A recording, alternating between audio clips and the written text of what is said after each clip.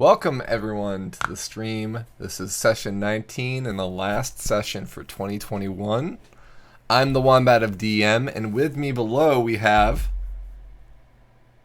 Hello, I'm the Banewall, and I am Belzian the Monk. I'm Atomic. I'm Zippo, the War Sorcerer.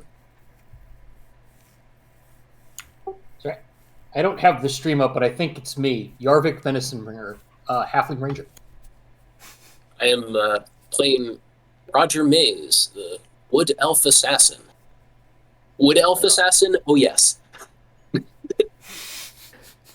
I'm Ulrich Oakenearth, the Human Paladin.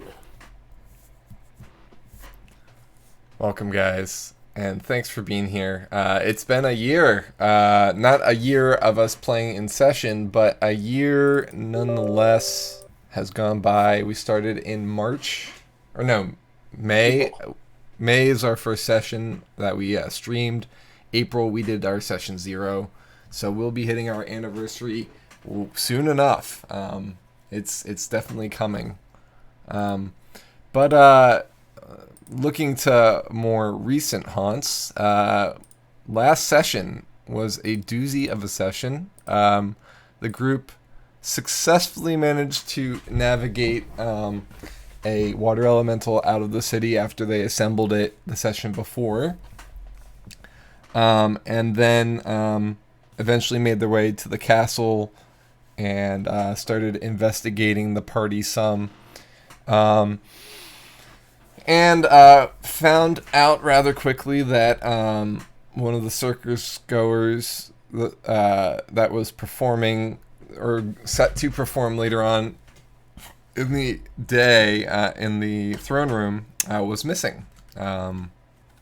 They eventually, after investigating areas within the castle and setting the castle on high alert, Yarvik and company investigated the remaining circus performers and managed to divulge that the missing person must be Shadow, based off the description that they were given. So at that point, they messaged Ulrich, who was kind of guarding the king's living area with Zippo and Jordan, deduced that that Shadow must be a doppelganger, and started rushing toward the king's living quarters for reasons unknown, which we'll find out today.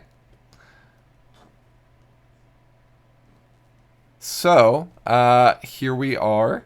Brambles, the reason the Wombat is slow is because I didn't activate him until a little bit into the session, so my apologies there. I realized that the bot wasn't functioning, so I put it on. But everyone can hear me fine. I believe the sound is working for everyone else. We've got everything up, except for the map is not showing up, so let's make sure that's on. Yep, there we go. So we leave it to you, fine folk.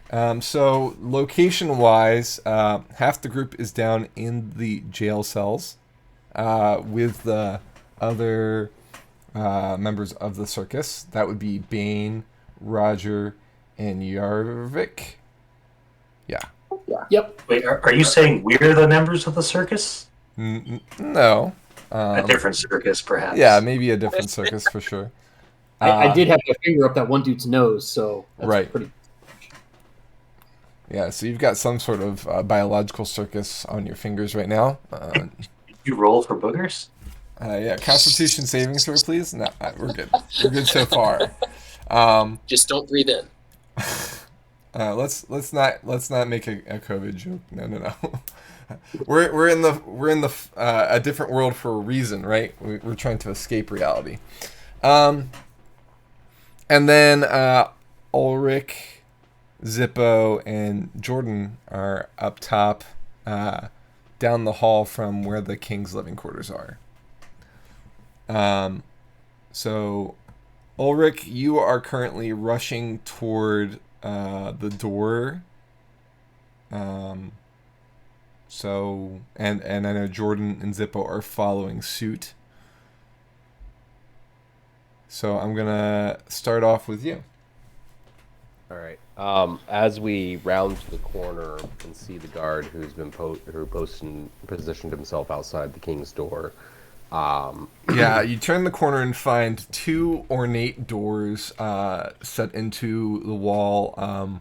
The insignia of Jane above the door. The armor stands on either side are made out of solid gold as opposed to the normal armor stands that are throughout the castle. They're very ornate. They might have been king's armor from past kings. The guard itself is the same guard you saw earlier. He's standing firm and attentive at the door. A key hanging around his neck, presumably for the doors he stands in front of. Yep. He reacts surprised and exasperated when he sees you rushing around the corner. Ulrich will stop, put one finger up to his mouth in like a hush section, and wave him towards us. Okay, so clank, clank, clank, clank, clank, clank. Stop. Yeah, I mean we're not quiet, but yeah. Okay. He grows closer to you, or draws closer to you some, but with a hushed voice he says, "What's the problem?" All right, look, we found out that the culprit, the suspect, he's able to change his appearance. All right, said, and he's nowhere on any of the other areas we've looked. I'm afraid he may actually be in there with the king.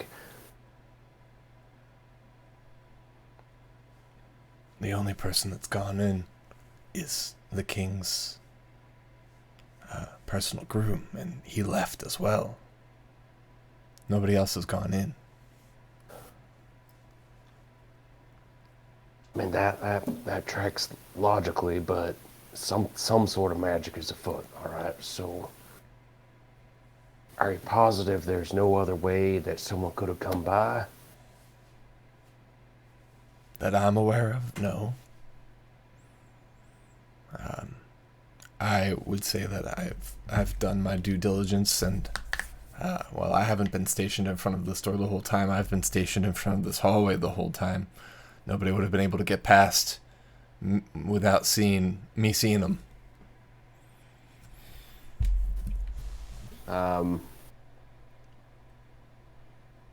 Yeah, I think that or we'll just say, look, I know you got your job, all right, and I got mine. Is there any way that I can check his chambers? My fear is that that the hairdresser is. I don't know how to explain that. I just got a bad feeling in my gut. You ever get those? He shrugs.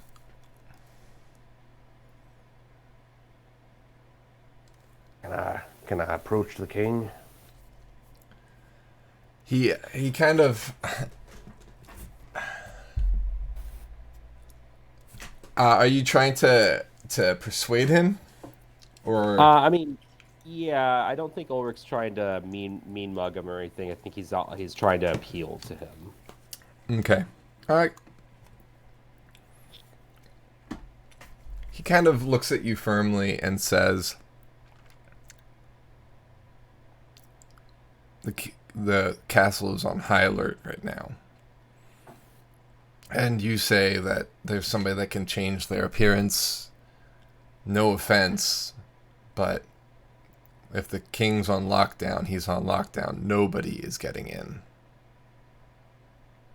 Yeah, no, that's logical. All right, well, we're gonna stay here and guard with you because we don't know the full extent of this guy's abilities.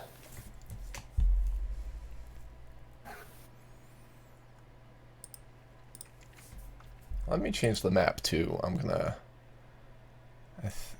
I'm gonna bring you guys into the. Let me add a.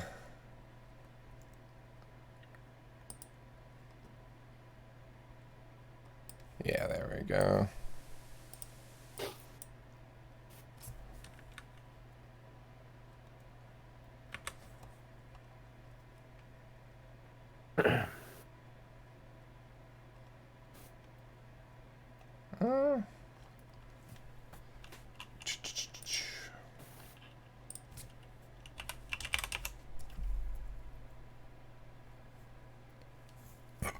All right, everybody is going to appear in this map, even though some of us are not there. Yeah.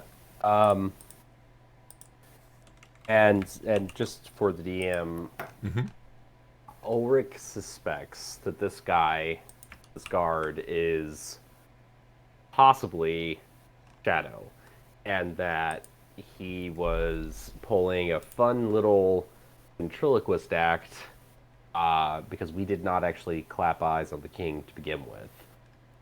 So he carried out a conversation with himself.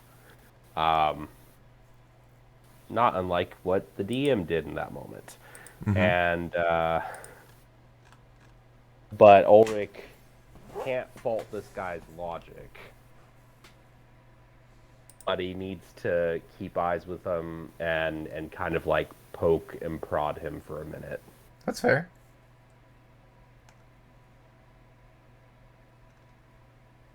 So Ulrich is going to poke and prod and say, I'm sorry, in the heat of it all, I've done forgotten your name. What was it again? I'm just adding a guard for you. Thank you.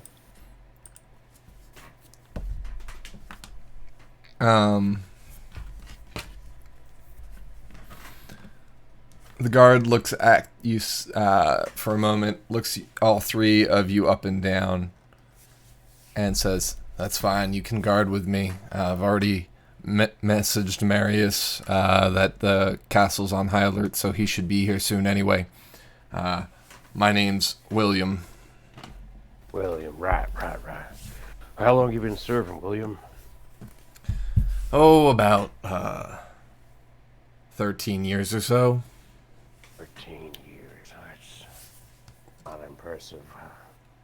Where were you during the war? Oh, I've been a Jane man my whole career. Right. You served His Majesty the whole way through then. That's correct. Good. All the guards here in this castle served at Jane. Yeah, that's very good. It's a family business for you. How long what made you be a guard? Well, my family I'm one of the noble families, and it's expected that at least one of every noble family, children-wise, must join the army. Right. As you know. Yeah. As I know indeed. So, well, that's good. What about that hairdresser? What can you tell me about him? Oh, I don't know much about the king's hairdresser. He just seems to prefer him. I can't even think of his name at the moment. How often do you see the hairdresser? Oh, he usually helps the king out. Well, I mean, helps the king out is a relative term, but he usually prepares the king during special events and things of that nature. The king usually tends to groom himself otherwise. I see. All right.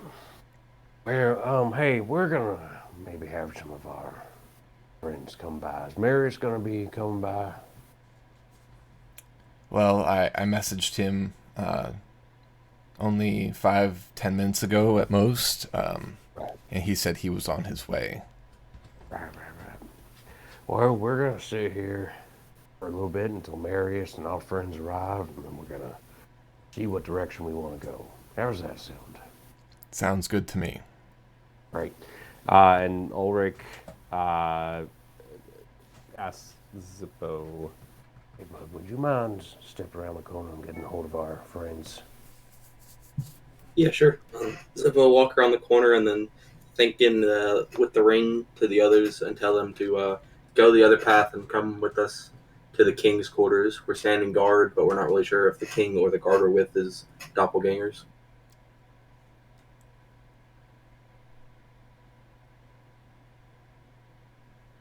Does anybody respond to Zippo?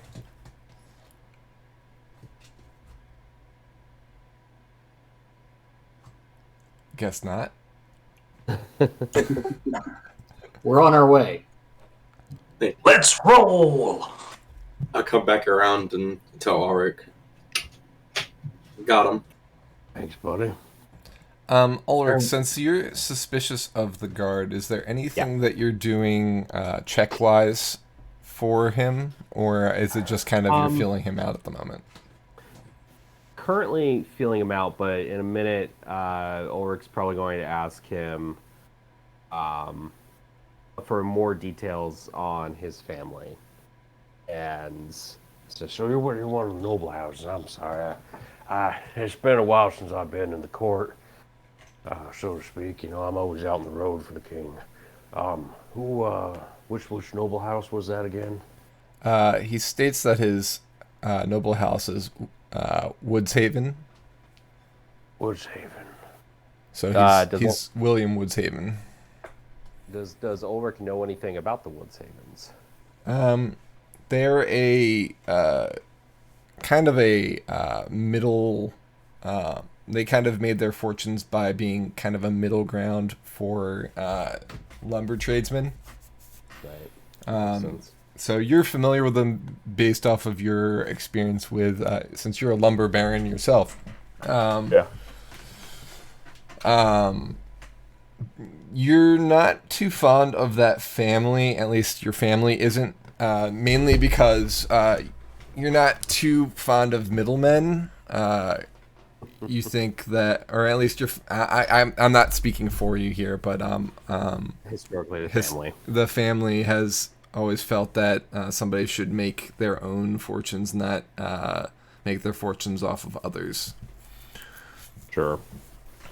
So, like, the Woodshavens have never worked on, like, chopped a tree down. They've only they've taken care of shipping and things of that nature, and selling the lumber, and also finding different people to sell the lumber to, and so on and so forth. So, like, your family would sell lumber to the Woodshavens companies and things like that, or whatnot, when they weren't selling directly to vendors.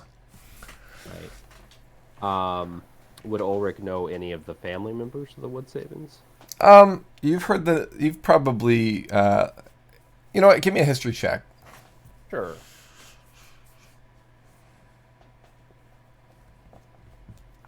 Ha, 6. I mean, you know, the Woodshavens are, there's a good amount of them. William Woodshaven does sound familiar. Mm-hmm. And just behind the DM screen here, that's the response I was going to give you before the roll. I would have given you more than that if you had had a good one. Yeah. Yep. That tracks. Yeah, I think Ulrich will, because he can't precisely recall names and things like that. He's gonna say, "Remind me, your family, who's in charge of the operations again?" I fail to see how that's something that you need to know right now. Let's keep on the subject at hand. Oh, no, hey, well, hold on now. Unless you got something to chat about as we keep our eyes peeled, I don't think there's anything wrong with friendly small chat, is there? He doesn't look interested in talking about his family's company, but he says, my father's currently running the operation and my brother's set to take over at some point. I'm the one that has to stay in the military, so I can't run the operations, but I would very much like to. Instead, here I am doing, and then he kind of puffs up a little bit, some more important things. Right, exactly. See, that wasn't so bad. I mean, you and I have quite a lot in common here. You think I want to be out on the road constantly, just traveling about? I mean, it's very important work, but my uncle certainly has a cushier life than I do. He's also doing less important work, right?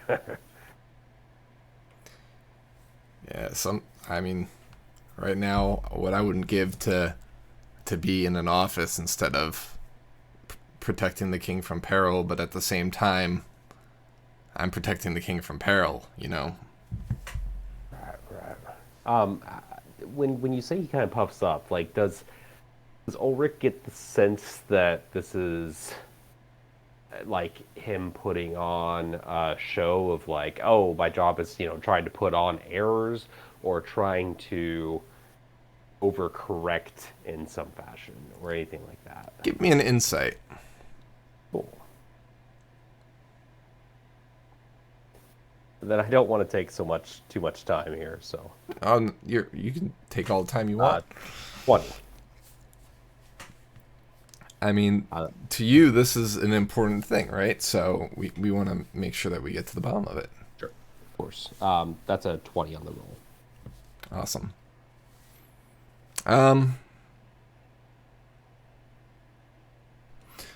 Him puffing his chest out, he definitely is proud of where he stands at the moment. But you get a sense that something's off about how he says it. Seems a little contradictory to say that he wants to be at one place, but also is happy where he is, if that makes sense. Right. I think the very last question that Ulrich really wants to ask right now, and Shade needs to double check notes because... And no, Ulrich has no trust. Let's see here. Summaries. The bandit camp have a name, or do we just only refer to it by the forest? You only referred to it as the forest or the camp of the Shades of Retribution. All right. So it was the forests of New Pod, or... Right. Yeah, I think Ulrich's gonna say, I definitely feel you. I mean, jeez, it was a shit show. We're chasing down this scumbag of a... Well, he's kept ahead of us, but frankly, I think he's pretty incompetent. Bandits, assassins, something like that. Very ugly, also. Yeah, he is. He's ugly as sin. We had to burn down his little bandit camp down in the forest of New Pod out Shades of Retribution or some malarkey they call themselves. You ever heard of them? Well, only what the captains told us about the Shades. They've been causing trouble in the town. In fact, Marius said that he's had a bit of trouble outside in the city, which is what's been keeping him. So apparently they're active at the moment. Oh, you're saying they're doing something out in the city? Yeah, he didn't go into specifics, but he said he's run into some trouble with the Shades, and he'll be there as soon as he can.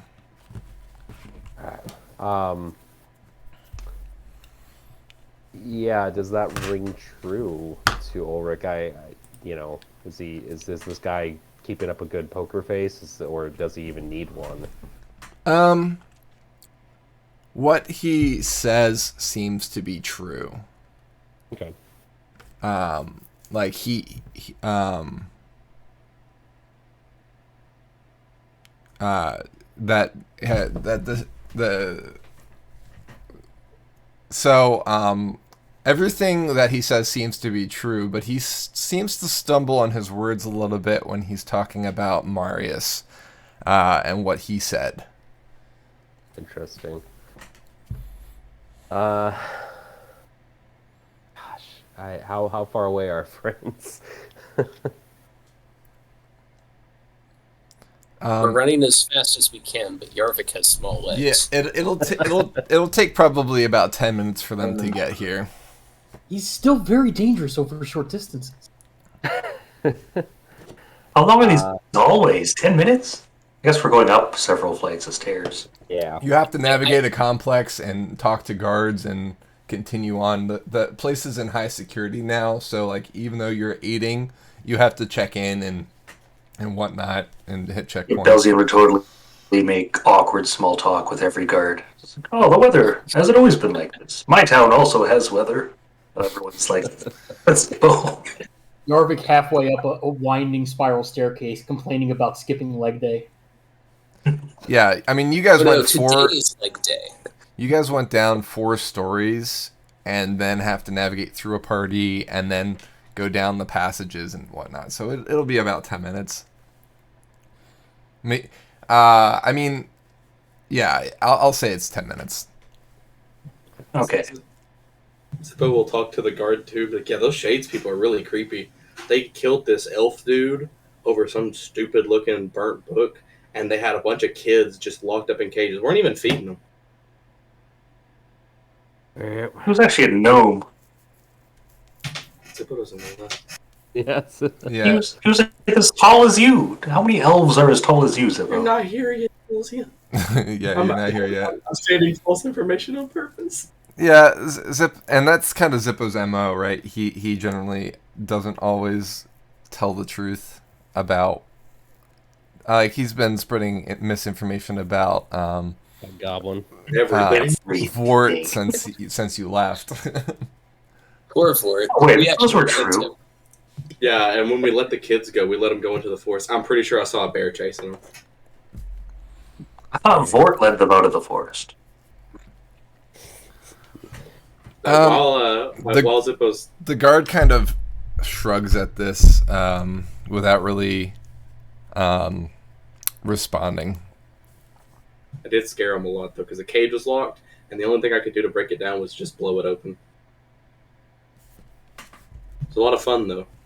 The scared look on their faces was pretty nice. So the guard asks the group, so what can you tell me about the insurrectionist that's loose in the castle? Aside from that, he can change his form. His original form is so ugly, I could make a dirt doll right now, and it would be prettier than him. I haven't seen anybody like that at all. Yeah, he's been hiding his face since he got here, because you would actually notice him immediately. Captain said that he had red hair and blue eyes, and he was dressed in dark clothing. At least one form he's taken on has had that. Yes, right. Yeah, he was a goblin at one point. By the way, speaking of goblins, Vort, the Goblin King right now, if he ever makes it out, we're all going to have to go back there. That man is a party legend. Like, oh... He kind of looks down at you at this point and says, "Listen, young man, let's stick to the topic at hand." Well, in order to understand the topic at hand, you need to know about Vort. Vort was a very important part of us discovering him. If you didn't interrupt me, I was getting to that part, Mr. Guard. That may well be true, but I just need to concentrate on the task at hand. I don't know what you're trying to concentrate on. There's 4 of us standing in front of a door. Nobody's getting through. And for all I know, one of you could be him. I can guarantee you none of us are him. None of us would be that ugly. I mean, do you not see Jordan over here? That's the epitome of human beauty right there. There is no way that if Shadow was with that group before, he wouldn't have killed Zippo already.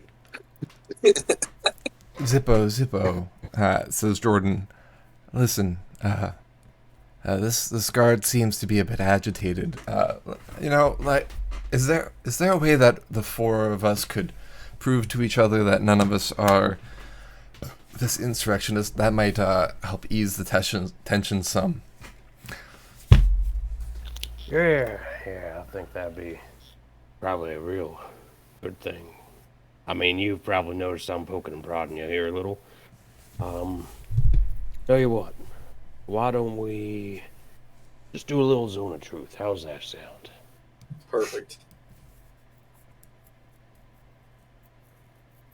You'll know if I'm lying. You can do that? Oh, of course I can. My specialty is rooting out all those, well, insurrectionists.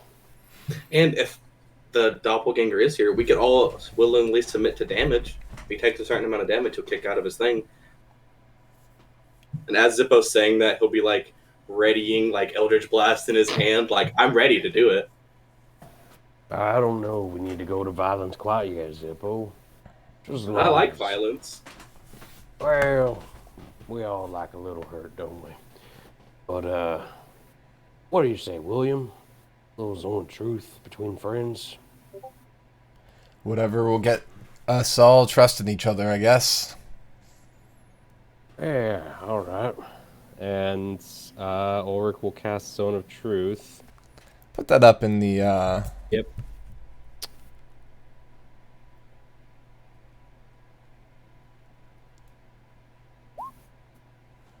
Alright, so he's creating a magical zone that guards against deception in a 15-foot radius sphere centered on a point within range. So where are you selecting the point for? At the door Okay. of the king's chamber. That way it extends into the king's room. Smart. Until the spell ends, a creature that enters the spell's area for the first time on a turn or starts its turn there must make a charisma saving throw. On a failed save, a creature can't speak a deliberate lie while in the radius. You know whether each creature succeeds or fails on its saving throw. An affected creature is aware of the spell and can thus avoid answering questions to which it would normally respond with a lie. Such creature can be evasive in its answers as long as it remains within the boundaries of truth. Okay. Can you intentionally fail saves in 5th edition? Yeah. If it's like us, if you willingly allow the spell to go on to you, you can willingly fail the save. Like if I was wanting to be thrown a certain area, but the only way I had it was Jordan casting Thunderwave, I can intentionally fail the save so he knocks me back Thunderwave's distance. Cool.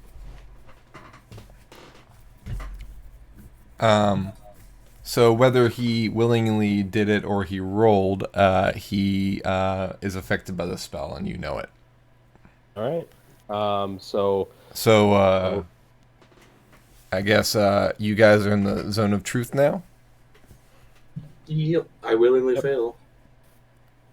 Okay, so you're all stepping into the zone of truth? Yep, we're all in the zone of truth. And Ulrich says, all right. Are you with the Shades of Retribution, or are you Shadow in disguise? I am not Shadow in disguise, no. Are you with the Shades of Retribution? I am not with the Shades. And both of those ring true? Yes. All right. Do you want to kill the king? I do not wish to kill the king. Nice. All right. Do you like dogs? Sometimes. All right, this guy's not trustworthy, guys. I don't know if he failed to save or not, but he's not trustworthy. I ask us, William.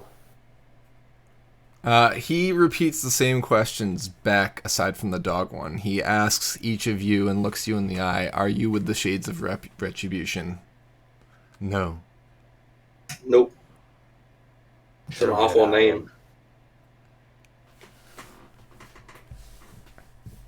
Have you ever worked against the king? I didn't even know of the king till like 2 days ago, so no. I've No. never worked against the throne.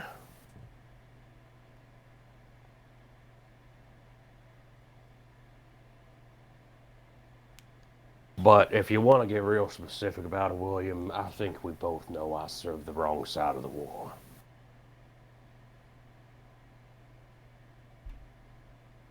Well,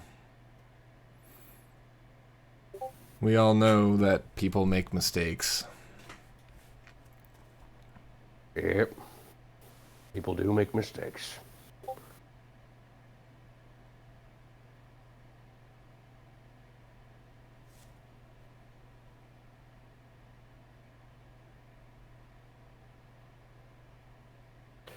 Well, I feel satisfied. I guess one more question won't hurt though. You have any idea? Actually, I'll ask two. Is the king alive? The king is alive as far as I know. I certainly hope he's alive.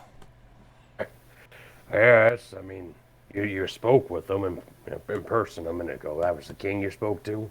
Yes. Great. Until my magical senses tell me otherwise, you're clear in my book. You don't know of any plot against him other than the stuff that Marius has told you about and that we've told you about? So I will say this. He won't actually be able to say a deliberate lie, period. So you won't know that he's lying. He just won't be able to utter a lie. According to the spell's description. Right, but... okay, yeah. But, I mean, he's answering in such a fashion. We know he failed. Yes. And he's answering in such a fashion that, none of these questions have been, like, I would say, circumventing anything. He said that he is not with the Shades of Retribution. Right. He said he is not Shadow. He said that he spoke with the king, and as far as he knows, he is alive. Is Marius really being held up by the Shades of Retribution outside?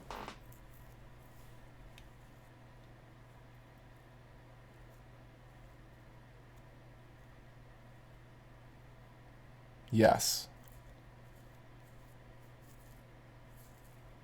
Alright. Do you know anything more about that? Since we're all friends now?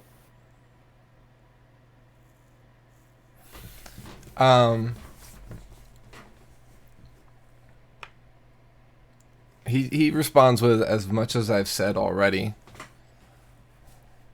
Alright. Well, shit. I was really hoping it might be you. Not because I don't like you, William, just because I frankly want to put a sword through that guy's heart. But I'd like the Eldritch blast his eyeballs out. Yeah. I'm plumb out of ideas here, Zippo. If only that Atlan was still here, I would ask him for help. I don't think Atlan would be of service right now. This world doesn't look like it would be a really good fit for him, if you know what I mean. In several senses. I'm sure if he just went into wave mode, he could come in here. It would do more damage, but at least if he was invisible anywhere, wave mode would auto hit him. Problem solved. Zippo, how many times have I told you damage is not always a good thing? We'll talk about this later. Okay. Are we there yet? Yes, you're there. So the group kind of hurries around the corner, the rest of the group, and the guard kind of gets tense and draws his weapon as the three of you approach. Roger draws his weapon. They're with us, everyone's friends. Roger, Elsian, Yarvik, this is William Woodshaven. William, this is my friends. How sure if that are you? Zone of Truth, sure. He gestures for each of you to come in and answer the same questions he asked the rest of the group, so he can trust you. William Woody? Yarvik is marching straight up to him and wagging a snot-covered finger directly at him, probably flicking a little bit on him. We don't have time for this. We need to get in and see the king. Nope. Alright, Not gonna let's happen. go. No, we're not with the Shades of Retribution. No, I've never served against the king. We are good people. And TM. you're not Shadow. Of course not. Can you Do any change? of us know that we're not Shadow? Can any of you change your form? Nope. Not yet. Nope. He Eventually nods. I'll learn those skills. Alright. Well, Can you change your form? That's a good question. No. Alright. Well, here's the thing, everyone. Seems like got a bit of a wall. Honestly, William's protocol here about keeping the king's door shut is the right call, I'd say. Yep. So, question is then, where the hell is this guy? I mean, the palace is pretty big. Oh, wait. Where's the king's scepter? Well, it was brought into his royal chambers probably about an hour ago, so I assume it's still with him. Before or after the dresser went in? Before. Did you ask the king if he still has the scepter?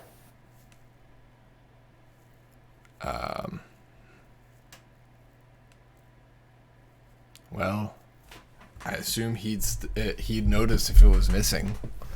Yeah, well, here's the problem. One of the things that we found around with the shades was some plans, and it definitely involved a schematic that looked pretty similar to his scepter. So I'm afraid they may be doing an old switcheroo, you know what I mean? Sure, but frankly, if they have done that, would you expect the king to notice? Right, exactly. But No. What would asking the king now give us any new information? He looks at the fake one. He says, "Yep, this is definitely a scepter," and we're sitting exactly where we were before. You're driving towards the point that I'm trying to get here. I want to see if, and maybe we'll need Marius for this, but I want to see if the king would be willing to relinquish the scepter for an inspection of sorts, in case it's, I don't know, a weapon of some sort against him. We're gonna have Jordan identify it. Yeah, exactly. Gonna have Jordan identify. Yeah. Man, Zippo, that's a good idea. I have a feeling it will be a key item in our investigation. And while we're waiting on Maris, Jordan can identify the gems I got from Atlan. You got gems? Atlan was very generous and very nice. I miss Atlan. Was he Very generous? So I have a question for the group then. If that's the method you want to do you have plans for the scepter at that point after you test to see if it's the real thing or not? Or is this just to see if the scepter's still the scepter? Did anybody bring a fake scepter with them and we can do the switcheroo? If the scepter is still the scepter, then it'll depend on like what everybody else wants to do. But I think I remember Zippo's patron really wanted that thing. Oh, jeez. So if Zippo gets his hands on it, he may go into his ring and come back out, and it may not be the same scepter. I'm not responsible for that. That's just, We know you're not responsible. You didn't have to put anything else at the end of that sentence. fair enough.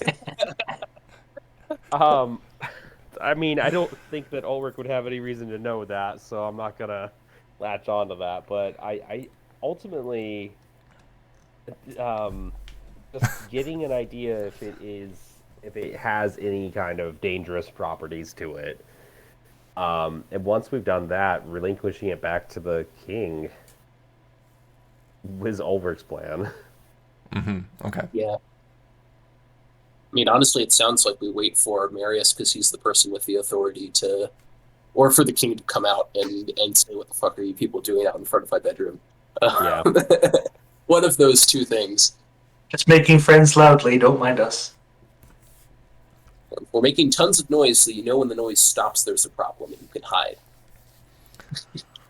Hey, the king might be in the bath right now, like listening to some tune skis. We have no idea.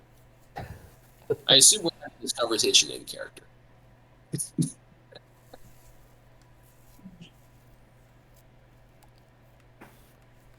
Belzian wonders that if the scepter was mentioned as a mysterious component for something in a book of forbidden knowledge, that it would either be best to have it secure in the king's hands or just banished forever, destroyed, One Ring style.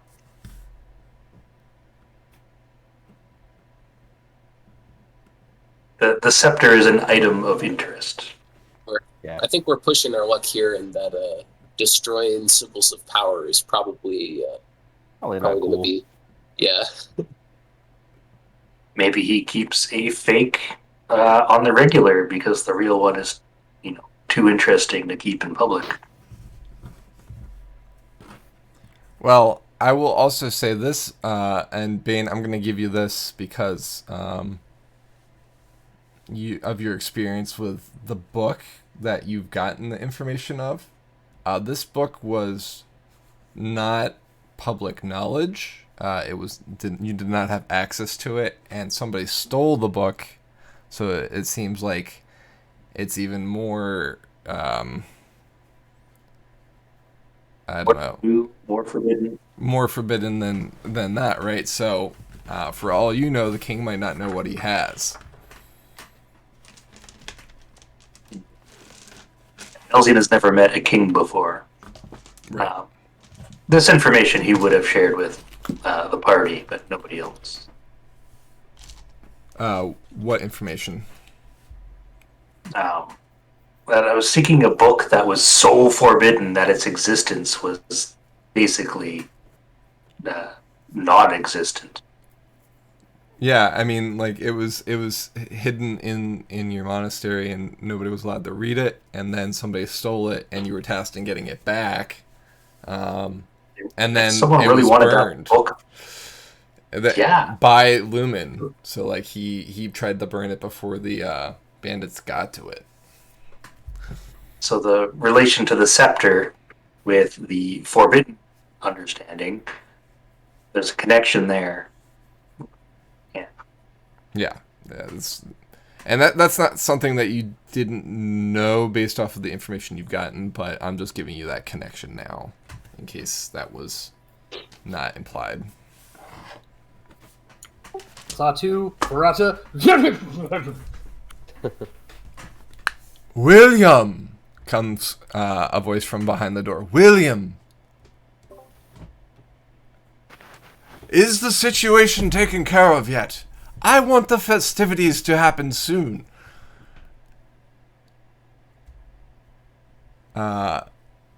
William goes back to attention after kind of sagging the weight of everything that's going on, and he says, "My king, we now have 7 guarding your suite, and so far everything is clear, but I haven't gotten word that the all clear is given. Nobody's found the perpetrator."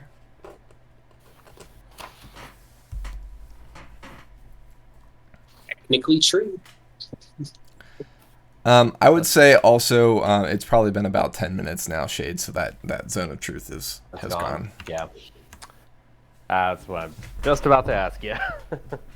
I would say it kind of cut out as this interaction is happening. So like at this point, it's good. So like the conversation that the king just had with William was the last of the zone of truth. Yep. I'm gonna really lean into my trust issues, aren't you, Josh? It makes for a fun game. I just realized it was still going, and I didn't want to short you. Yeah, no, I'm just teasing. You did great.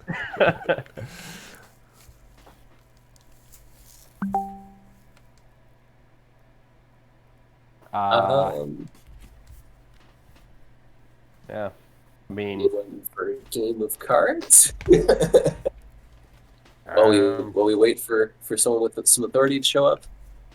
I'm not playing cards, Yugen. That's Yeah.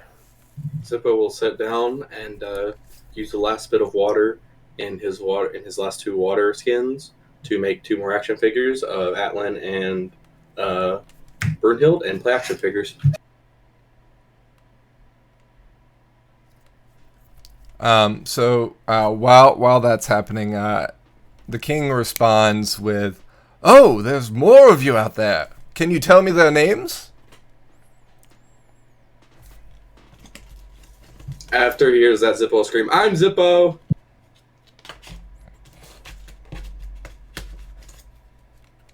Belzian's incredibly shy. He's just like, is that a king? I've never talked to a king before. William starts spouting off each person's name, which he got when he was interviewing each of you to make sure that you were safe. He's like, "Oh yeah, we've got this person and this person," and he goes through the whole list. does he mention Mary with 2 M's? Well, he's not made aware of them, so no. Those 3 are on the list, but he doesn't have the list, you know what I mean? That would have been the front guards.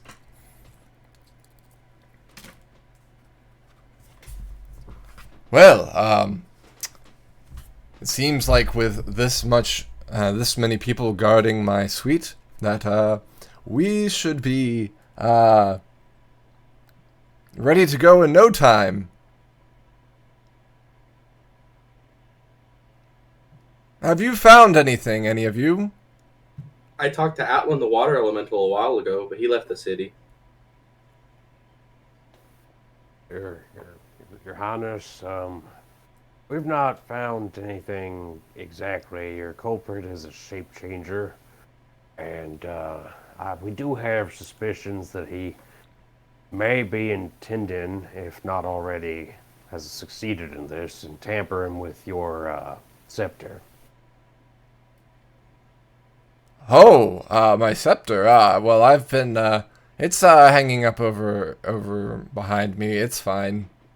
It shouldn't be bothered in any way. Nobody's been in here. Ha ha.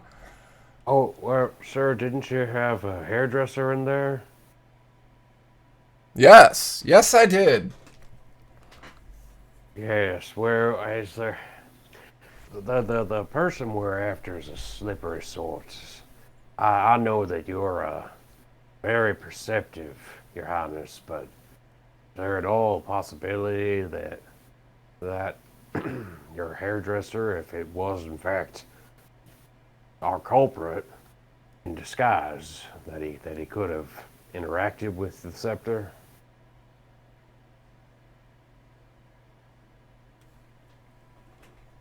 Doubtful. He was just grooming my hair. I wasn't like I had my eyes closed at any point. Ha ha ha.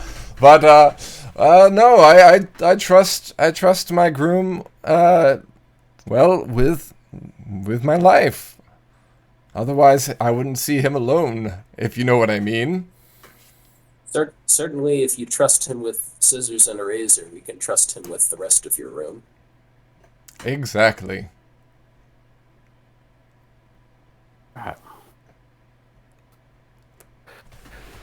Okay.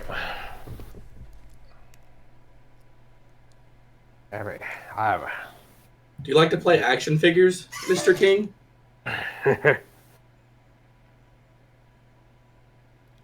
Sorry? Do you like to play action figures, Mr. King? What kind of guard are you? I wasn't originally a guard. I just kind of have to sit here till Maris comes. Your Highness, this is Ulrich Oakenhearth. He's one of my cohorts. There's a pause for a moment. And then the king says, "Ulrich! It's been a long time." Yes, indeed it has. How long has it been? Well, it's only been about 6 or so months since I was in the city, but I believe it's been about a year and some change since I last saw you, Your Highness. Another pause. He's probably nodding or making visible cues that you can't see through the door. Right. And not really even thinking about it because, he's the king. Right. Well, I don't see why we have to talk through this door. Why don't you, William, go ahead and let them in. Yeah, I know they're not Gizmo, but, feel free to let them in. I trust Ulrich. It'd be good to lay my eyes on him.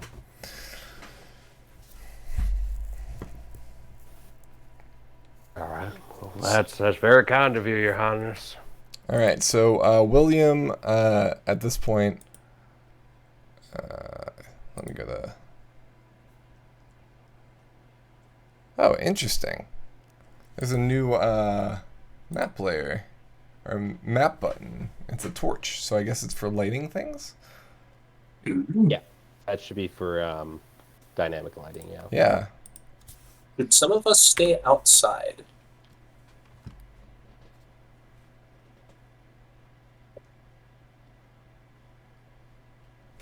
I think we're probably fine all going in and leaving the guard here at the door.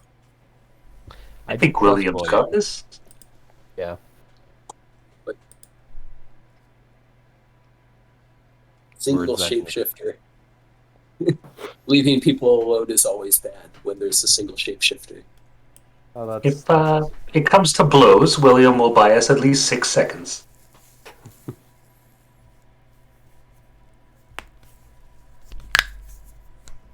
Roger is going to essentially keep his ear plastered to the door from the inside then. Okay, so Roger, you're going to be on this side here. Excuse me. Oops. This will also prevent Roger from being tempted to steal anything. All right, so you see the token of the king, but I'll give you a brief description of what the king's appearance is. So Gareth has graying, long red beard and red-ish gray hair. It looks like his hair has gotten significantly grayer than it looked when you were first here meeting with him in the last time you've seen him. So it looks like the king's reign has put more years on him than how the presidents, like, they all get super gray just in 4 years, you know what I mean? Like Obama got significantly grayer, Yeah. and so on. Jordan also moves into the room.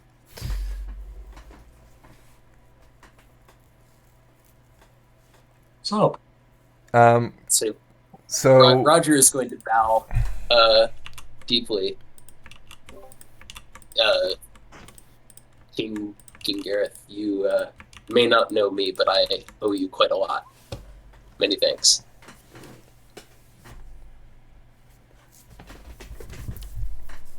The king is dressed in blue clothing. It's ornate and very fine looking. He does appear to be neatly trimmed in all the right places.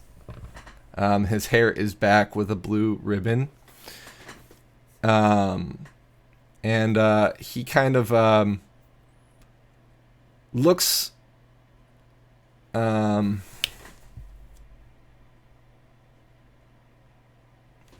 he looks expectant of the group as you've entered. So, like, the way Roger is introducing himself is he kind of nods in satisfaction. he looks friendly, but also he has an air of not arrogance, but authority. Aloofness. What did you say? Like an aloof sort of personality. I'm aware that I'm a higher social standing than all of you. Yes, yeah. That's fair Mr. to say. Darcy. Zippo's not paying any attention to the king. Like, he walked into the room still playing action figures. Belzian bows, but it's like one of those. Zippo, give me an insight check, please.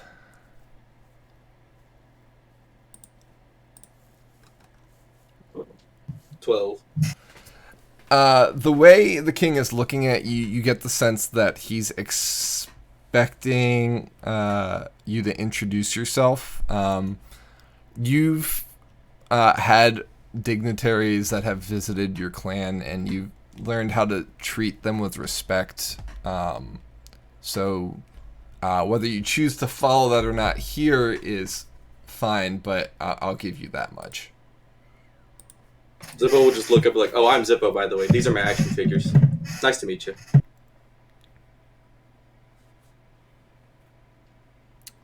Hello, Master Kobold Zippo.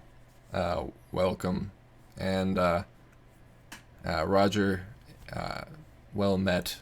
I am glad that I was able to assist you.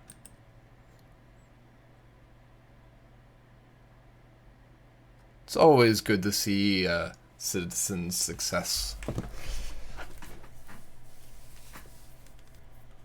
He looks expectantly at the rest of the group. Jordan flourishes a deep bow and introduces himself. Jordan Bordelot at your service, your majesty. I played for you once many years ago. You may not remember.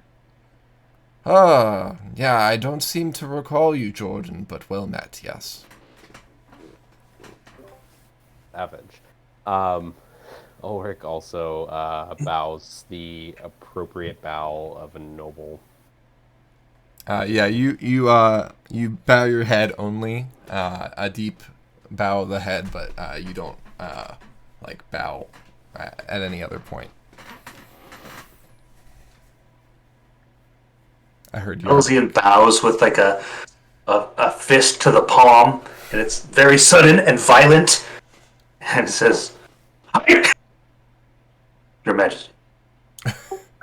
Yarvik takes his social cues from everybody, but he's not taking his eyes off the king. So he kind of does a very slight bow and acknowledgement, but he never looks away from the king. He's like I've got my eye on you. He's like making the eyes. I'm looking at you. I'm watching you symbol to the king because he's not trusting this yet. So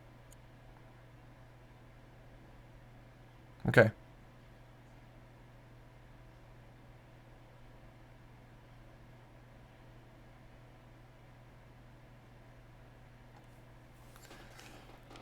So you guys can see the apartment from here. There are several doors going to other areas of the king's. Well, that's not a door. Sorry, the king's living quarters.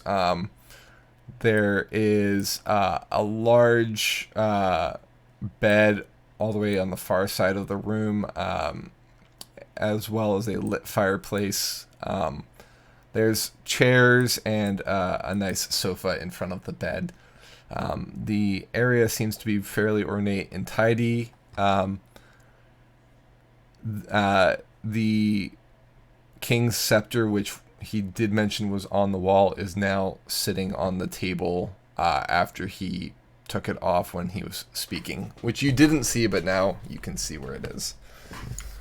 Since we're assuming that the king is not running around his own quarters in darkness, can we get the area lit? I will extend everybody's lighting for sure. Yeah, let me take care of that. When we were sitting outside for that time before the king, did Jordan ever identify that gem, or did he not get the chance to?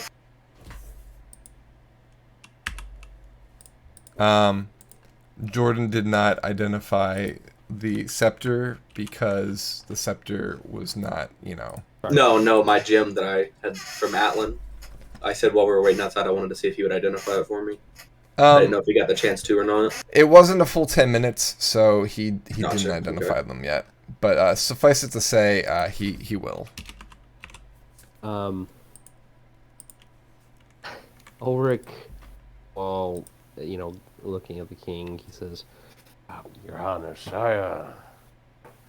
I want to move things along because I know today is such a big day. The culprit that we're after can change his appearance, and he has an uncanny ability to kind of merge with the shadows. So I have a spell which could help me detect this individual, if you would be so kind as to let me cast it, just to make sure no one is in the room with us. What spell do you wish to cast, Ulrich? Well, this is a bit of a strange one, Your Highness, and forgive me, but zone of truth.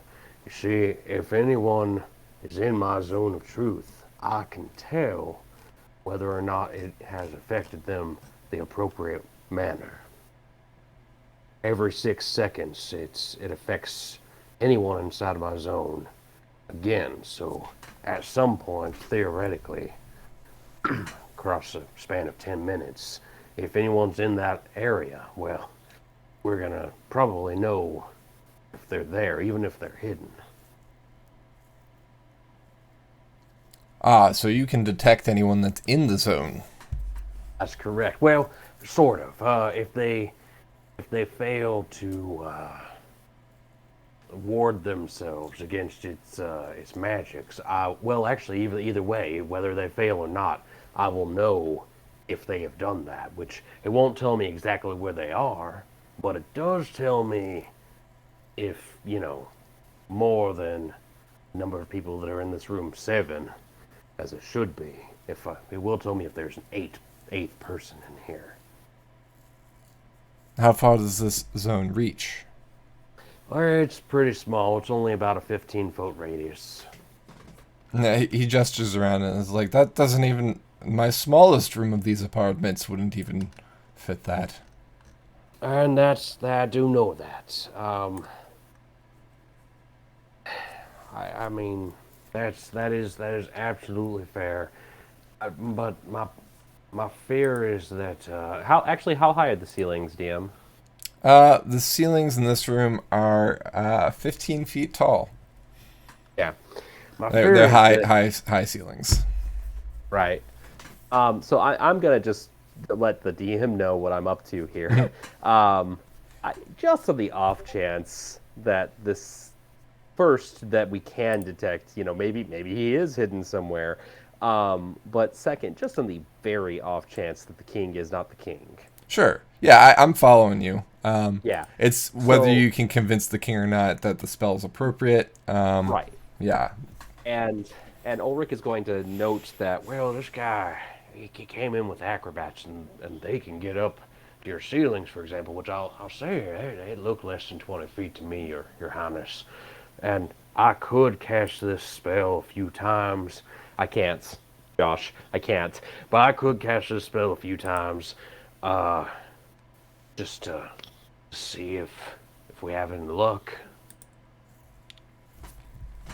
And you don't have anything more appropriate than the Zone of Truth. I mean, if somebody were to come in, that would be a grand use. We could make sure that nobody that enters, such as, Gizmo earlier, or, you fine folk. But I heard you through the door. I heard you using the spell just a few moments ago.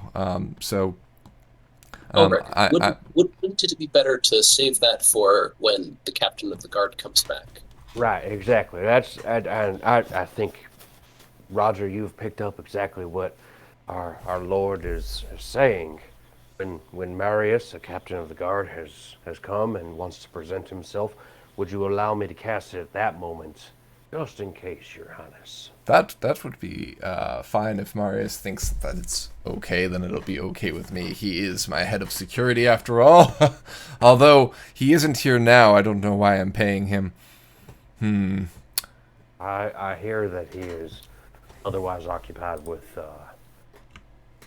the threats. I think they are mounting a few prongs here, Your Highness.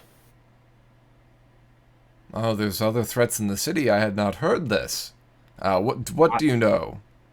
I do not know much other than he was delayed by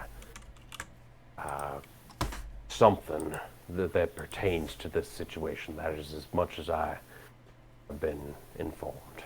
It's too bad Atlan wasn't here. He probably could have helped him out there.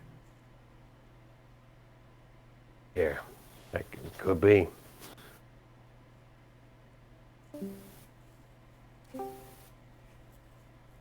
By the way, Atlan is the water elemental that we released and set free outside of the city. It was a very fun event. I got to ride on his shoulders. He was very tall. And Zibbo will lift up the action figure that is Atlan. This is what he looked like. You had a water elemental in my city? Well, somebody had separated it and put it in each of your fountains outside. And so it said if I didn't release it before it got itself back together, it would do bad things to the city. So I released it so I could get it out of the city because it was my best friend and I knew I could get it out peacefully. Do you know how long it took for my magicians to make those fountains work? Well, maybe you shouldn't resort to slavery. The king hardens his look, and he says, "One more outburst like that, and I'll have you in the dungeon, Zippo." I mean, it's the truth. He was a free creature that you captured, and I'm not saying you intentionally did it against his will, but maybe if you would give him a proposition or made it one central fountain, it wouldn't have been as big of a problem. And if he had got free, more people would have died than when I got him out of here peacefully. Be that as it may, and what your opinions may be, you must know your place.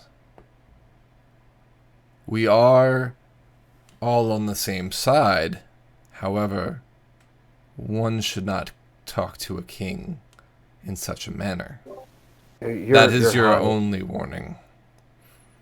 Apologies, I would not have at all interrupted them, but I think Yes. Ulrich will step in and go, "Your Highness, I'm so sorry. This was his first Unity Day, and he confused about what it meant. So he reunited the water elemental in the spirit of Unity Day." He kind of flicks his hand and says, "Fine, fine," and seems to forget the conversation for the moment, and idly goes back to looking around the room as he waits for Marius. Your Highness, would it be, would you care for us to at all do an inspection of the room? Are there any secret passages that you're aware of that the culprit might? I mean, I'm sure you have this covered, Your Highness, but as we are here. I would prefer you stay in this room, Ulrich. Of course, Your Highness. Out of character for a second. I missed a couple minutes there because technology. Did we do anything with the scepter on the table yet? Or mention it? Nope. Okay. Sorry, my computer reset or something. Alright, Belzian's had his eye on the scepter since he came in and introduced himself. So he says, with all due respect, your Royal Highness, and tries to do a bow like he saw Jordan do, but probably doesn't do it nearly quite as fancy. You did say that the scepter has not left your presence in some time, and you do not suspect anything is the matter with it. Is that correct? One moment. We wait with bated breath, Your Majesty. Guys, I've never met a king before. It's kind of like when we met the mayor, but he's like the mayor of all mayors. I don't see anything special. Technically true, I suppose. What would you get there? The king- Ramen? The king in character, while you're speaking, walks over to his fireplace, takes out a pot, sets it on a wooden ornate table that has a massive burn stain in it. That appears he's continually placed the pot, disregarding the ornateness of the table, and pours himself a what looks like liquid chocolate into a mug, and then as he's listening to you, and then continues back on. I'm adding this detail because I'm drinking chocolate right now. So Hot chocolate? Very Yeah. good. Roger is going to just silently look away and just ignore the amount of money that's literally being burned into the table and then drunk. Yarvik cannot roll his eyes any harder at the ridiculousness of all of this pomp and circumstance because he will sever his optic nerves. all right. So Belzian, could you repeat the question, Belzian, the monk? Yes, of course, Your Majesty. I'm sorry, I fell out of voice. Could you repeat the question, Belzian, the monk? Yes, of course. If Your Majesty has no problems with the scepter as is, surely you would have no qualms with one of us inspecting it, just to be sure of your safety.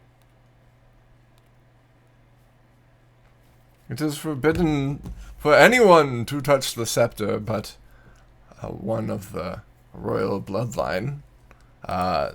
Even the denizens that I have who took it from the treasury and brought it here were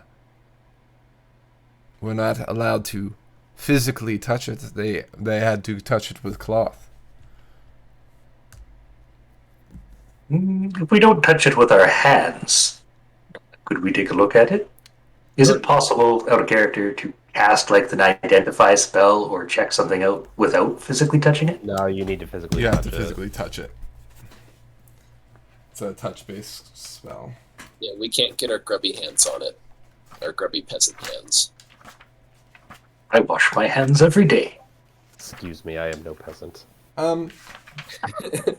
As far as the king's concerned, you might as well be. Oh, look, I need you to Yeah. make an insight check, please. Okay.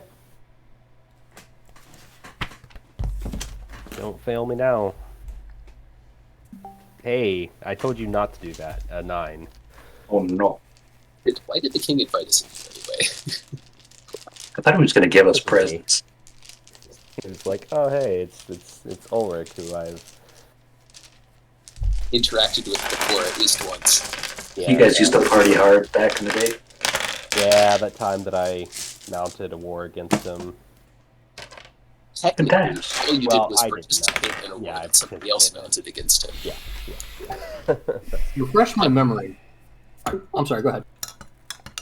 Go ahead. Just Google it. We're using the rings to communicate.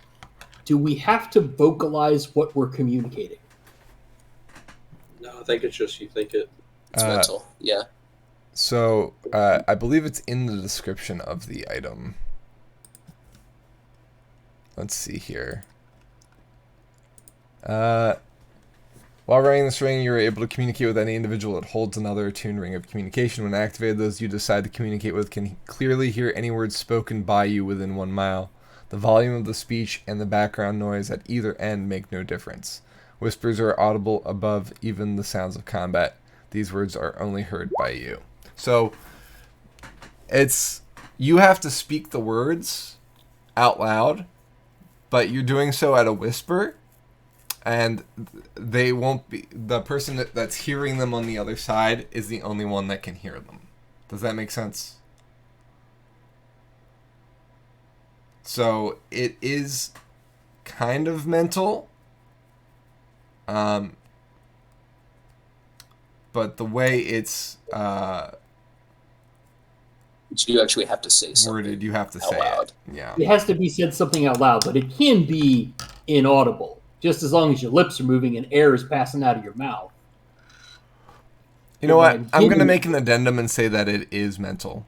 I'll let it be mental, just for ease.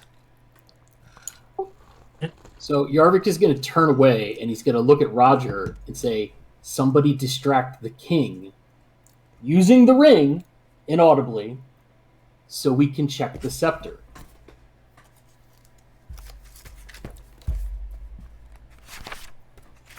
I mean, Roger's going to say back, I am definitely not the person for that. Well, I'm looking at Roger, but I'm saying it to everyone. It's like going out to everybody. I'm just turning away so the king can't see what I'm saying. So the only thing I'll say is, and you won't. Jordan will respond with, "If you want me to identify the scepter, there are two problems. One, that spell takes at least 60 seconds to cast, and two, if it's anything greater than a major magic item, such as an artifact, I will not be able to identify it."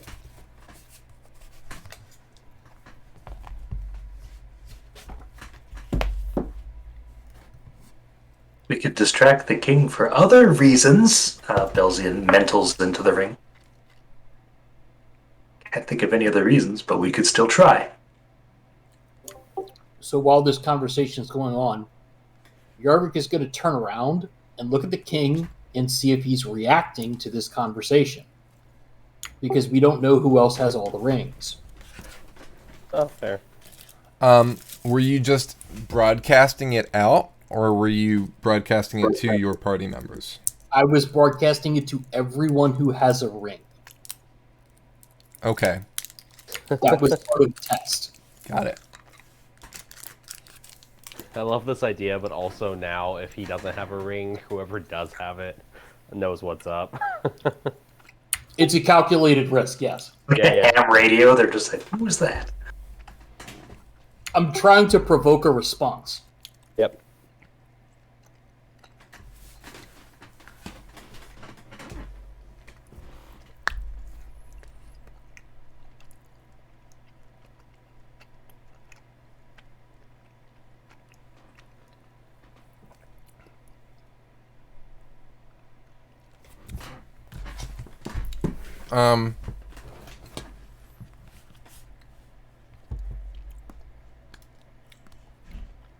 So I guess the last thing that was asked was Bane asking about the scepter and him basically saying nope. And then, well, Belzian would have been like, yes, of course, your majesty, yes, yes. But he does seem to step back toward the group, and whoop, I am in the wrong window. I am looking at stream. I should be looking at Roll20 because I was grabbing the token of the king, and he stands here while he's continuing to talk to you.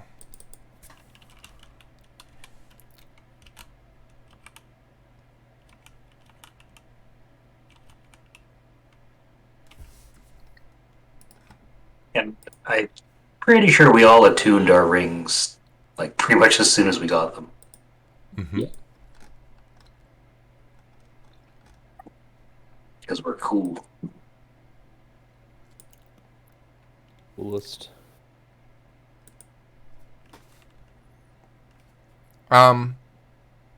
Ulrich, or not Ulrich, Yarvik, give me a insight check, please.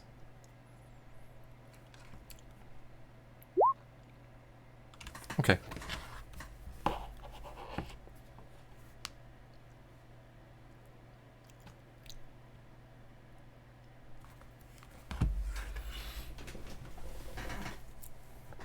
Ulrich, tell me of your tales while you've been out in the land of Seregen. I have not been a part of the exterior of the Jane city for some time. Of course, my lord. Well, with the help of Roger and, more recently, this fine gentleman here, we have been apprehending disloyalists, insurrectionists of a kind, and have stumbled upon a wider plot by a group called the Shades of Retribution, which seems to unite individuals who supported your brothers. Yes. Interesting.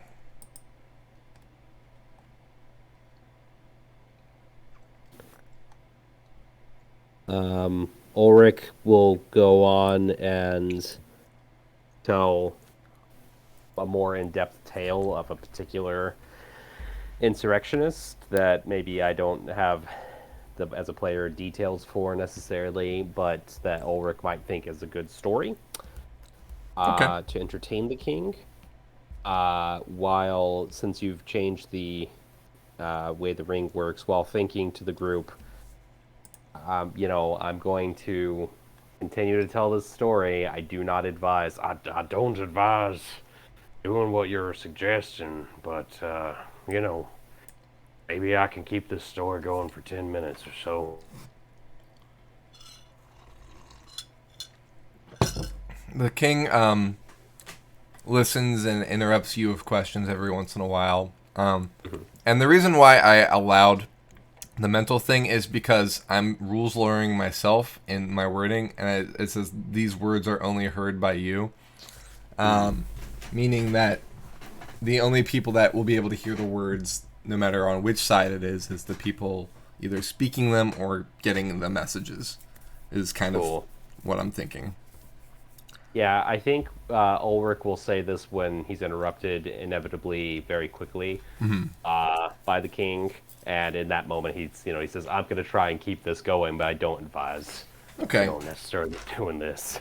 You fill the king in on the plot on Ari that you uncovered and killed the noble, and that's how you met the group. And you kind of decided to tell the story both as a story of interest, but also because it explains how the group is together. Right. Our whole session 0, basically. Right.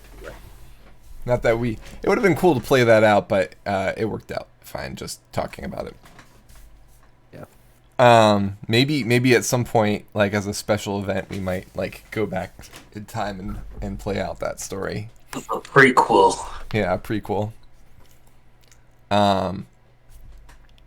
Be a good one shot for people who maybe when we're not full strength of the party, we could like do a little mini one shot with that. Yeah. So yeah, he listens attentively. He makes jibes about certain things, or like jibes about you previously, maybe having been on their side, so you fooled them good, things like that. He's definitely playing he's playing off a very arrogant feel to him. Like he's coming off as arrogant about it. You know what I mean? Oh, that makes sense.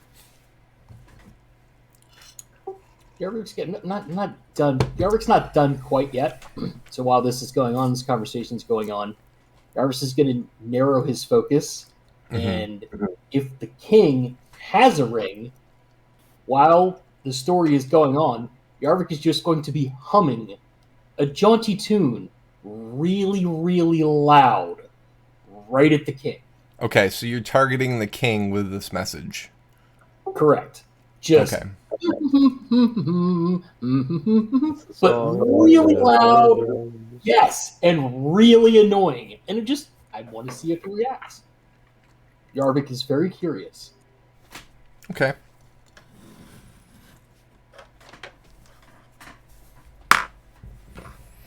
Sometimes I just like to roll. Who doesn't? You gotta keep the gamers off. You gotta keep the players off balance. Mm-hmm. You never know what's a real roll and what's not a real roll. What's that roll for? You'll never know. All of them are fake. What? No one ever rolls. I'm sure the king is well versed in all forms of statecraft and dealing with it. But at some point, I would think if he has a ring, he would. There would be some kind of a sign. We could just look at his fingers. But if we don't know if he's a shapeshifter, can you shapeshift not having a ring? I don't know. You can wear rings in other places. Got it on your finger. Don't tell my wife. If King you're has a toe polymorph, ring, that's hilarious. if you're polymorphed, your equipment is in your original form, and it's not equipped. But if he's just shapeshift or has a different form, you in terms of like a different appearance, you would be able to see his equipment. So there are like two different ways that works. Yeah. Because polymorph melds the stuff into the form that you're assuming, but you don't necessarily get the benefits of it. Whereas you could right. just always shapeshift and then put the ring on. Correct. And then you would obviously be wearing the ring. Yeah. So is anybody gonna make a perception check? I'm listening at the door. Okay. We'll make a perception check. You know what, Roger? I'll take a perception check from you for the door then. Someone else, then please make a everybody else. perception check. It is a 10. 28. You hear William kind of pacing outside and like shifting his weight back and forth, looking like he's ready. Zippo's playing action figures. He ain't even looking at the king at this point. I Right. rolled a 1. Yeah, after the exchange you and the king had, you're probably ignoring him for two reasons: one, to not piss him off, and two, because you're pissed off at him, right? 1, because I am angry at him, and 2, because I'm really hoping that Shake just shows up. I'll let him kill him at this point, and then say I killed him for revenge of the king. Zippo is very not liking the king right now. Like, if Zippo's master were to say kill the king right now, Zippo would probably go, like, have his master find a way for him to do it and get away with it. Because he's aggravated as could be. Like Zippo is tilted to Zippo, the what's point your of, alignment? like, off of it. What's your alignment? If I remember correctly. I'm trying to find it here. Pretty sure it was chaotic neutral. Right. Just be careful we don't fall too far into evil territory there. Yeah, it's chaotic neutral. We already have at least one probably evil party member. Is regicide evil? Depends on Probably. the king. All right, so Jaeger and Zippo rolled, and Roger was facing the door, listening. Ulrich, are you making a perception at all, or are you too busy in your story? I think Ulrich is just trying to keep the his king's attention, and that's it. Elsie got a 10. Well, I mean, with a 10, what I will say is the king is wearing several ornate rings, and you're able to make out a spiral ring with a bronze band in the center of it as one of the many rings that he is wearing.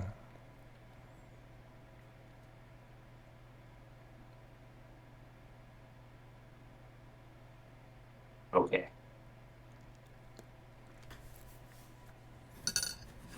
Is that what our rings look like? Mm-hmm.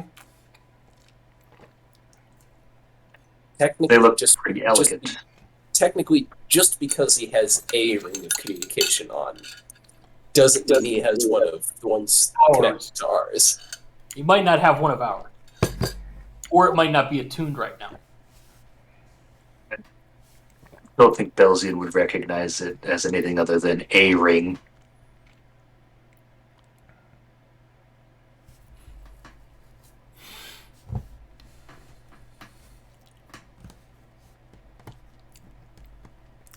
So while this is happening, I guess you were trying to distract the king so that Jordan could try and do identify. Is that?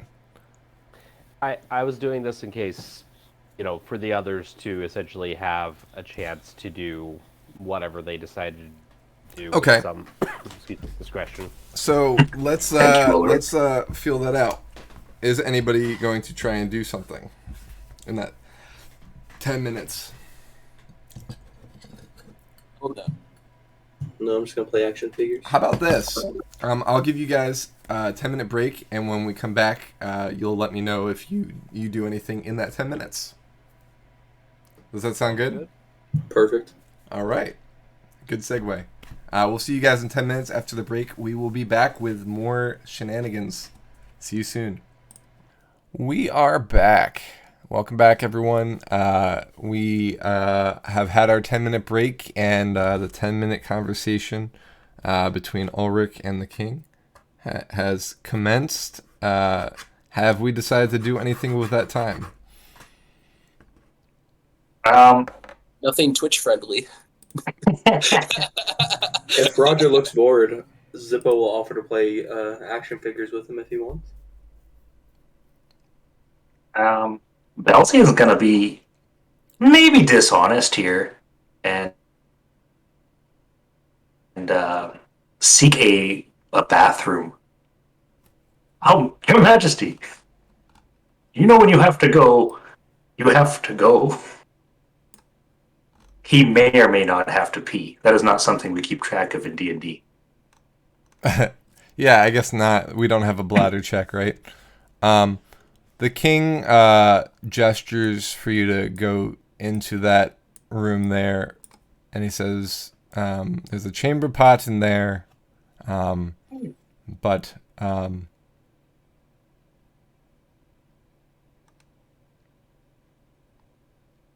don't touch anything else.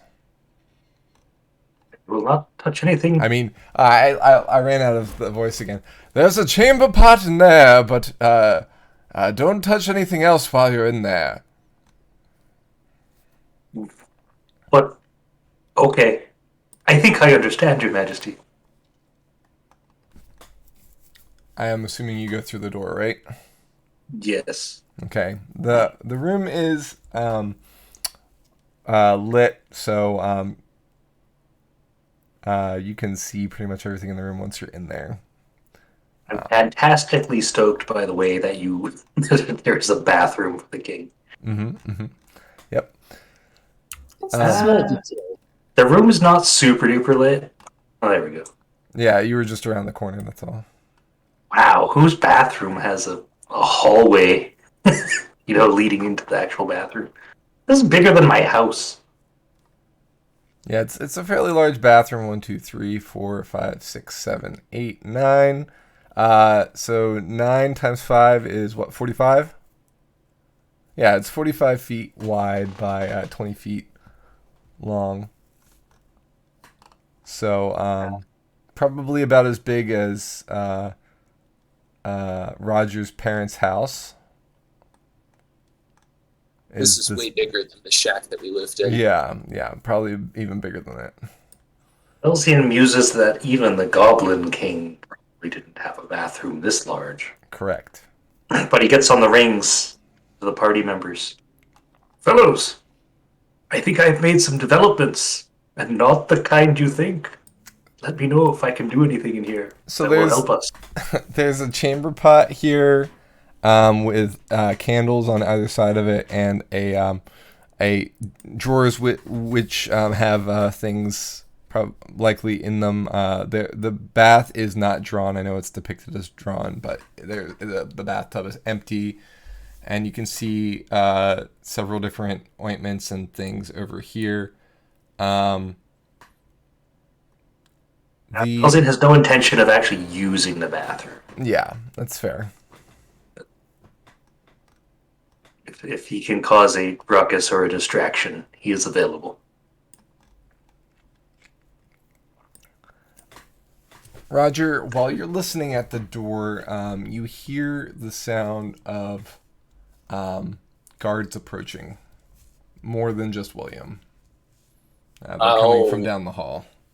I'll pass that information along to the rest of the party via the rings. Dagnabbit. So, via the rings to your party? To the party only. I'm not trying to contact anyone else. Okay.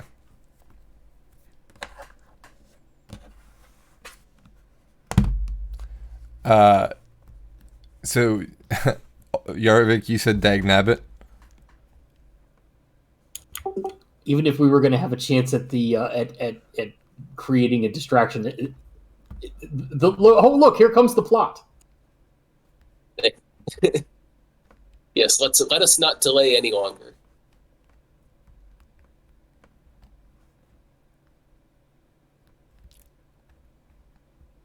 Is anybody else doing anything?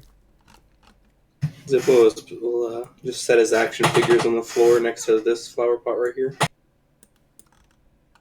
Okay. And then he will just kind of sit here and wait. I will remind you guys that you have the floor plan for the King's living quarters. You know that there are 4 rooms.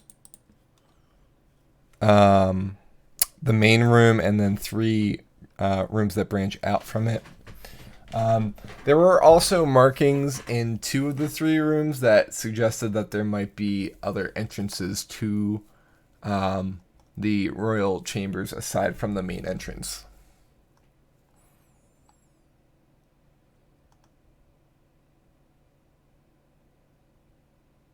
Other entrances or other exits?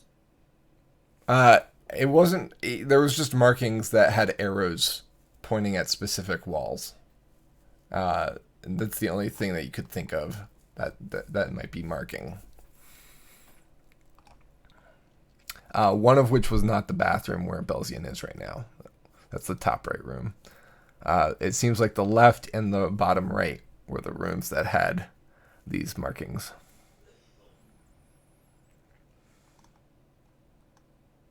Yep. I'm going to wait for the guards. Okay. Are we getting out of the way, or are we just waiting for the doors to open?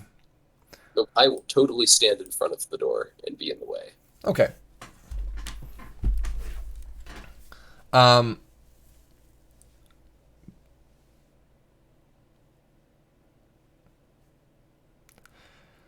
So, Roger, you hear a familiar voice, the voice of Marius speaking with William, asking to be let into the king's chambers. William informs Marius that the party is in there with the king at the moment. Marius asks why they are in there when he explicitly gave instructions to the guards that if there was a lockdown to not allow anyone in, and William basically responds that the king asked that they be let in. Specifically, so his orders overrode. King gets to pull rank.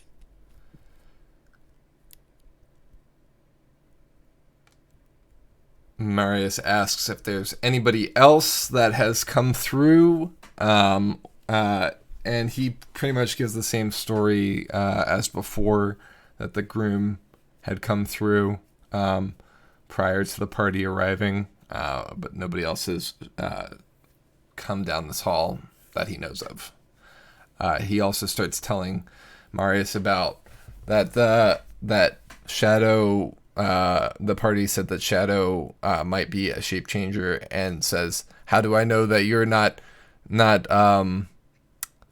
Shadow?"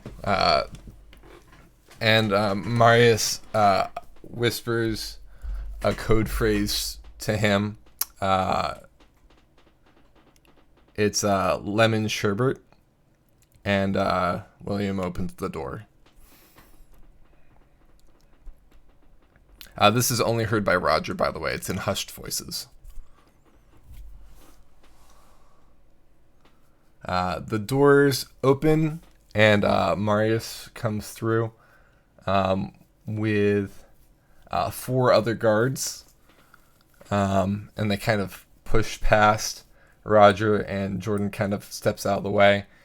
And they bow in front of the king.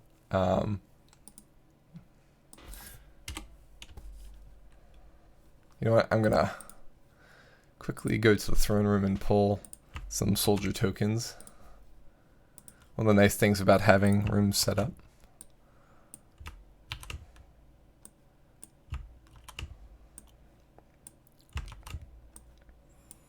And the William then kind of keeps the doors open at that point. So I will move that as well.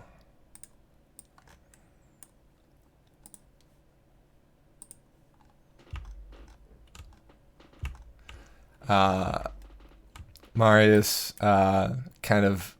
Oh, and I don't have a Marius token, of course. So... I don't know why I didn't put a Marius token out.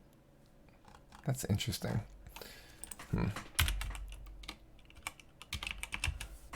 Sorry about that. I should have had this ready.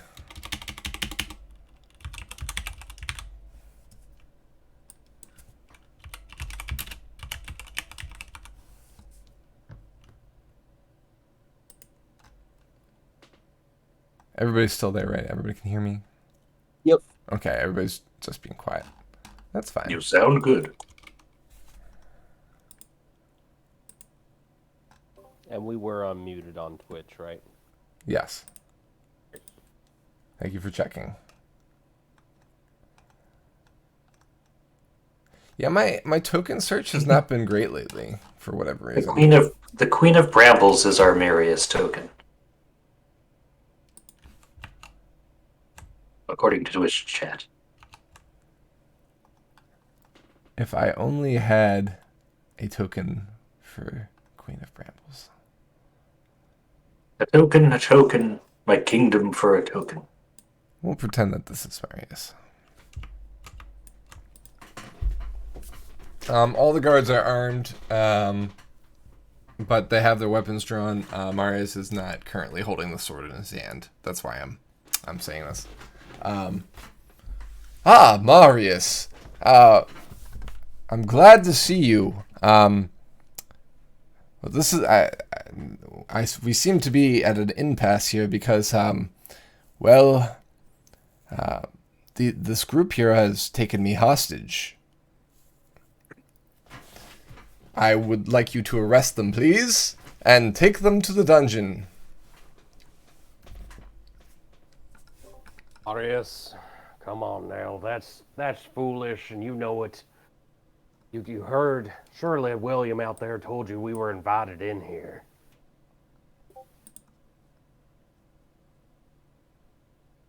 I would not drop any pretenses. I have been entertaining this individual who I believe to be the king until he just said we were here making him hostage. None of our weapons are drawn. None of that makes sense. Give me a persuasion roll.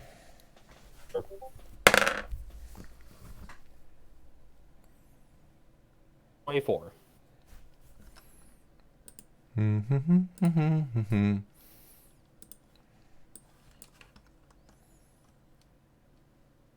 You know what we're here investigating, Marius, and I had strong suspicions that I found him. The king has backed away from the party, and has also snatched up the scepter as to kind of protect himself with, kind of holding it as he would a mace. Mm-hmm.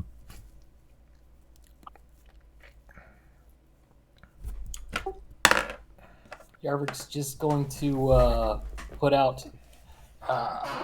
1 second.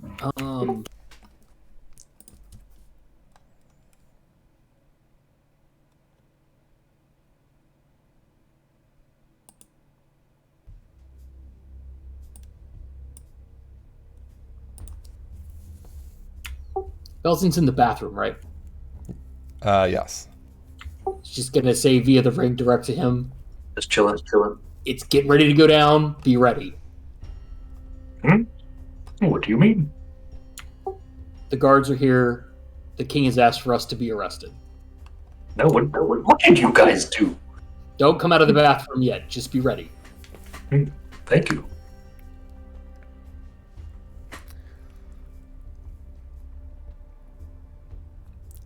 Marius, you can sort this out once you have each of them in hand. We can talk about this for sure to fill you in, but I order you to arrest them first. And the guards begin placing themselves next to each person. Roger has been backing away while this is happening. And if the guards are going to chase him into the back corner of the room, he'll have weapons drawn by the time they get there. Marius, please. Now, if what you say is true, then come quietly and we'll sort this out. But Marius, if this man is who I think it is, why on earth would the king have invited us in here and then suddenly switch sides? This could be, I told you about the scepter. He's grabbed the scepter. What if this is not true? All I gotta do is cast Zone of Truth, Marius. Which the king, before you came in here, said he would allow if you said it was all right. I will go willingly if I can just cast that on our king. Marius has his eyes thinned, knowing what he knows from William that that shadow may be able to. Ow! It's changed his shape.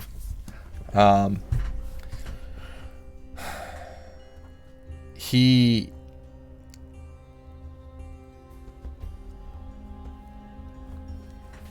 says, "Forgive me, my king, but I need one moment. Ulrich, cast your spell."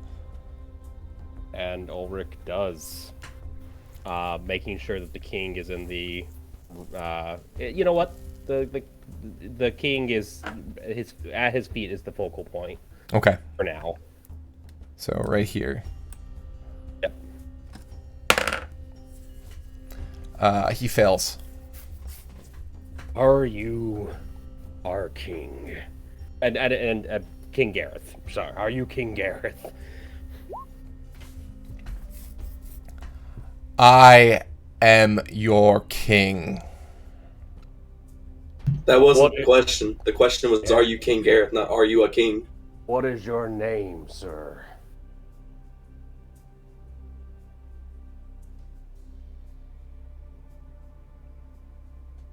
He falls silent and smirks. He says,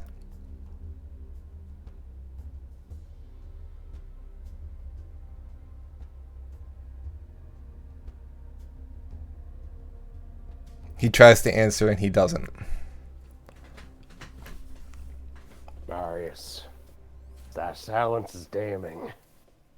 I don't know where our king is, and I don't know what this imposter has done, but he has the scepter, and that can't be good. We've got to figure this out. Marius, listen to me. I am your king. I can say that, and it is true according to this one's spell. It says you can't say a definite lie. Because, Zippo being magic, I would assume he knows generally what a Zone of Truth would do, right? Technically, the scepter is what confers kingship. Is that correct? Yarvik would No, just the like to point scepter out, is spoils of war. Or spoils of the king. Yeah. Go Yarvik ahead. points out to the group that the king is no longer standing within the zone of truth. No, he's still within the zone. It's a 15-foot radius. He's just that's 3 moved squares, closer. right? Yeah, that's, Okay, that's so- just 10. Okay, it's just 10. Okay. Yeah. How about this, Your Highness? Were we holding you hostage?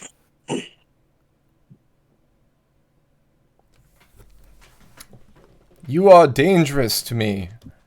I fear for my life with you in this room, Ulrich. Marius, see how he sidesteps every answer? Can't you just ask him to, I don't know, you're his head of security if it really is our king. Just ask him a yes or no question for me.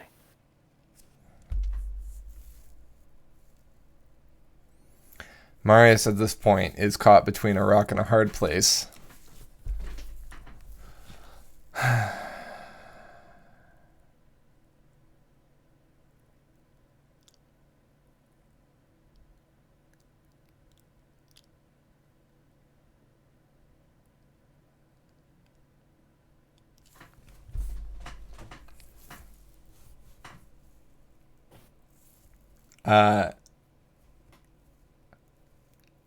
He looks at you, Ulrich, and he says,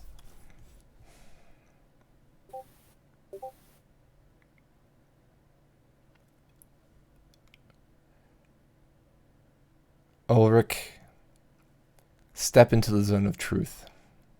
Gladly. And Ulrich steps. You know what? Ulrich is going to step into the zone of truth. He says, I'm not going to approach our king if this is truly him. How about that? Just keep everyone nice and safe. And I'm trying to try to step into this without approaching him. So Yeah, Ulrich, I mean, so if it's 15 feet, you could be down here. yeah, exactly. Yeah. So Ulrich steps here.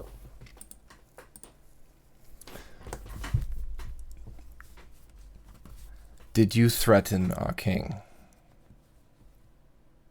I at no point threatened our king today.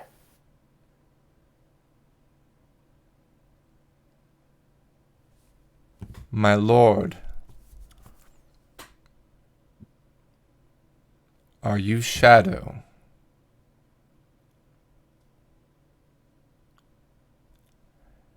No, I am not Shadow, he says with some confidence.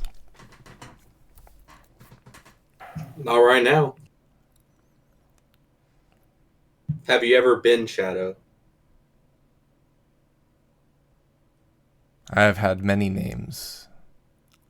There we go, Marius. I do not believe that our king has had many names. At that from the king, I'm going to send over the ring to Zippo. All right, that's enough for me. Get him. Okay. Upon You know hearing you that, want to. Zippo will shoot 2 Eldritch Blasts at him. All right, which triggers the king's ready to action. How did I roll 2 10s? Come on, game. So, the king disappears and reappears in the hallway and says, William, lock the doors.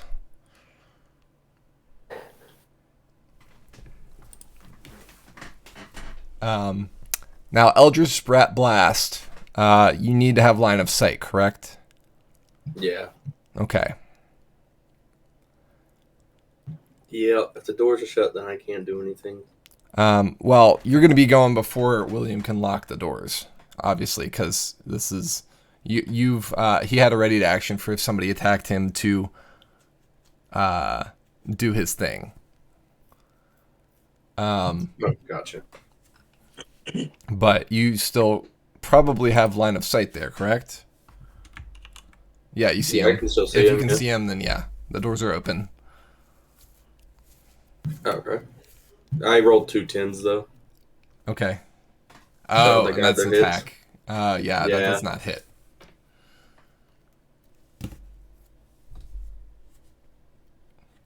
Do you have inspiration? If you wanted to use that, you could.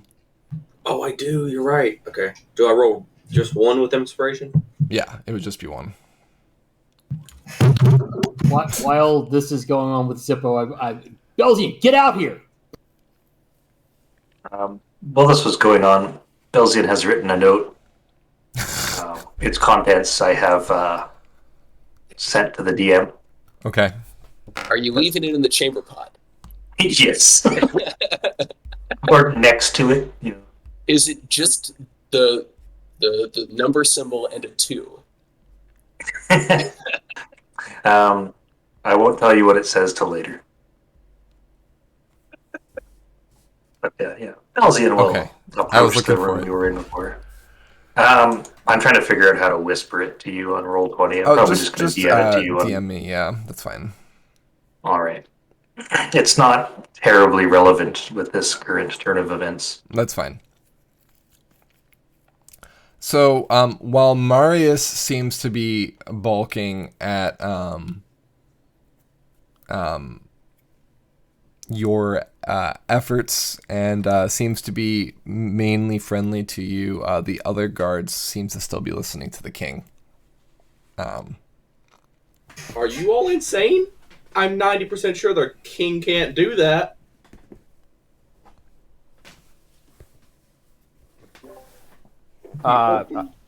Yeah, I mean, Ulrich's ready to throw down.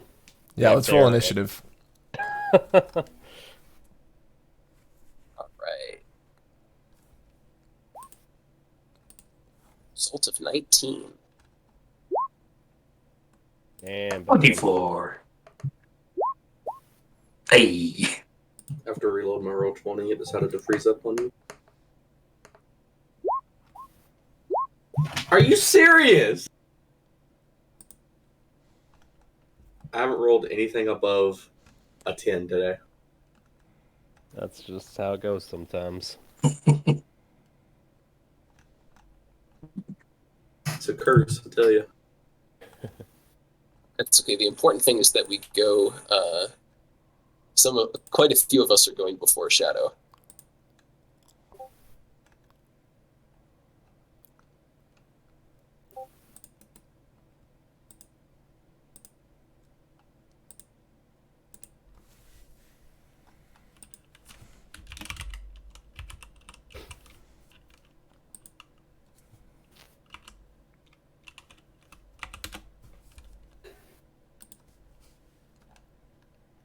All right.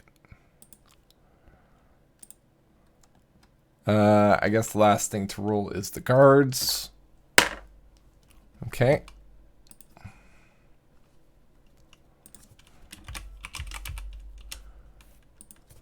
And Marius. That is wild. What? Oh, I actually not wild at all. I just don't know how squares work. Never mind. Well, you see, there's 4 sides. Yeah. Yeah. I've only been playing D&D forever. Roger, you got a 19. So did Yep. Jordan, but your initiative is plus 10, so I'm going to have you go before Jordan. Technically, a 19 is below average for Roger. Yeah, you've got improved initiative? Yeah, Yeah. Roger's twitchy.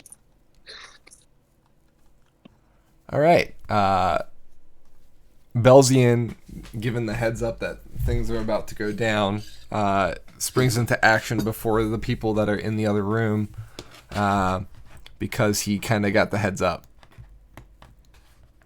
He just like barrels through that privy door. I don't know how double-doored- much space that is. It's a 10-foot door. That's not the door. It's a double door.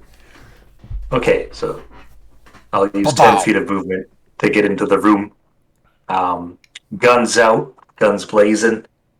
What's going on, fellows? It So appears you see that the scene of guards at each of our party members, Marius and Ulrich, kind of squaring off. The king is through the door. You can just barely see him through down the hallway. The guards seem to be ready to like arrest each of the party members. So it appears that there's a brawl, some kind of fisticuffs. Okay, so I have enough movement to get over here and smack some guards around. That seems like what we're doing right now. Let's see. I would like to attack this guard on the top here by Roger and Yarvik. Some unarmed strikes. However, if it comes down to it, none of these will be lethal damage. Okay.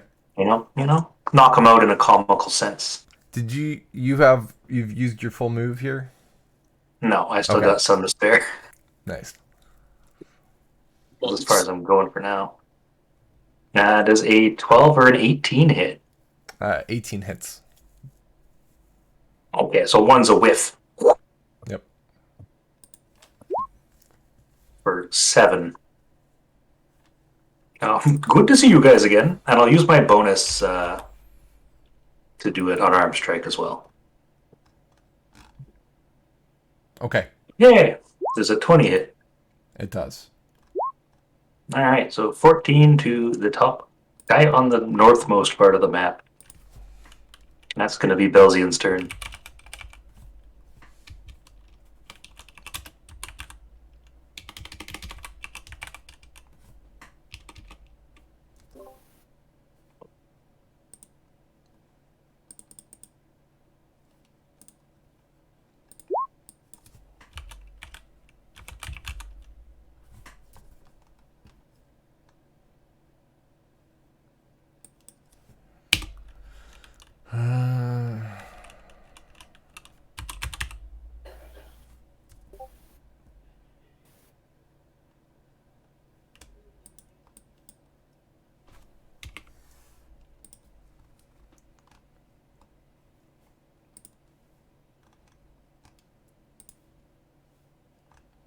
All right, there we go. All right. So you did 7 and 7, so 14 damage total, correct? Correct. All right, thank you. Next up is Ulrich. So just to make sure, does Marius seem to be squaring off against Ulrich or against his guards at this point? Marius, from what it seems like, has not advanced toward you or the king. He's currently seems to be neutral. Yeah. You've gotten him off of hostile. Right. Ulrich takes 5 steps 5 feet forward and says, Morris, if I fear everything's gone to hell, we gotta catch him. and in the same breath says, And as for you lot, fuck off. and is going to channel divinity. Mm-hmm. They're all within 30 feet of him. And I need them to do a save or be frightened. It is a save of DC 15 Wisdom. Okay. And I can put the stuff in there as well. First guy makes it. Okay. Second does not. Third does not. Fourth does not. So the individual next to Jordan made it. So the ones who failed are all frightened, and I've used my channel divinity. That is a no action, I believe. Is that that's not a bonus? It's an action. It's an action. Oh, it's an action. Okay. Yeah. Boy, they make that silly. So I guess Ulrich will just go the remainder of his movements. Okay. 5. Would it have been better to move first to maybe catch Shadow in that? It has to be who I can see. You can see shadows. Doors still. are open. Wait, doors are open? If you can see him, the doors are still open. Sorry, You're I see. For some reason, I thought that the narrative was He ordered told him to Lloyd close them, but it's not his but turn yet. Okay, I see. Then as a bonus, oh shit. I'm not. I would walk that back, but I'm just gonna live in it. And as a bonus action, he is going to cast Spiritual Weapon. Okay. Because I forgot that I had that with this character. No, he's not, because that's a second level spell, and I've used all those slots. So Ulrich, Both on Zones of Truth, right? Yep. Ulrich does Command Duel. Yes. Compelled Duel rather. Ulrich casts Compel Duel on Shadow, which is a bonus action. Here's all the details. It's a another Wisdom save, 15. Yeah. And yeah, so after he tells everyone else to fuck off, and he says, "But you come here," growls it at him. Okay.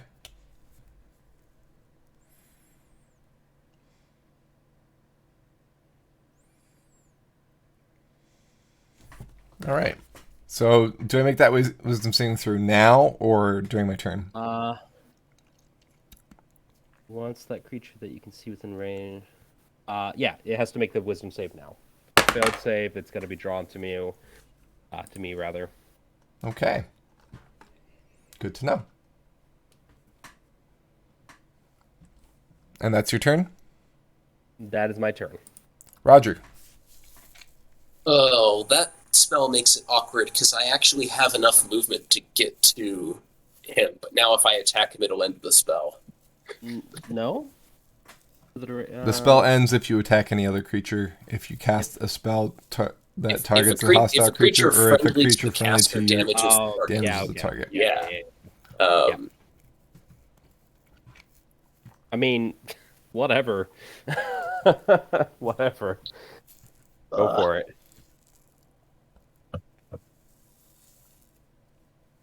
I mean, he's not surprised, so at best I'm getting in the single sneak attack. I can totally move there, though, so... Yeah. 1, 2, 3, 4. I try not to table talk, but if you wanted, I could say Ulrich says, "Just don't let him move away from us." Ready to action. Yeah, I'll dash, use my rogue dash to go another amount, and just stand on this side of him. Okay.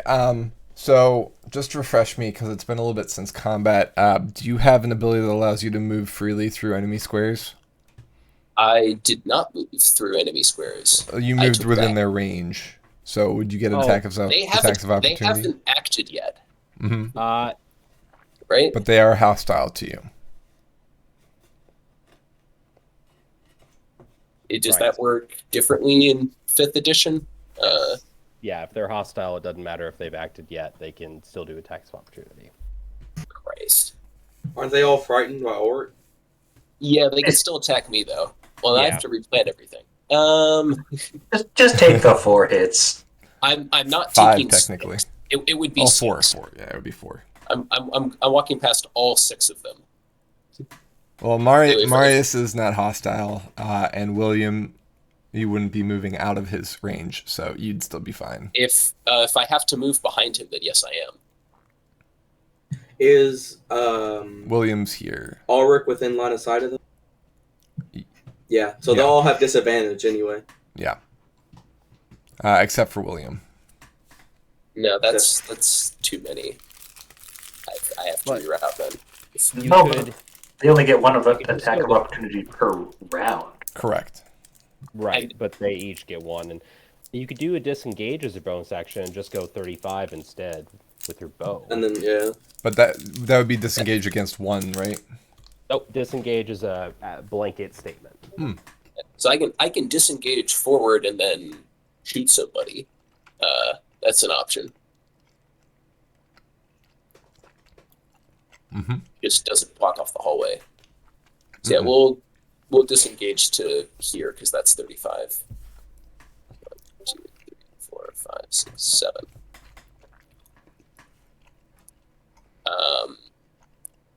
And I guess me standing in the doorway will hopefully prevent it from being closed. Okay. And I guess we'll shoot this guy, the one closest to Jordan, who I have clear line of sight to.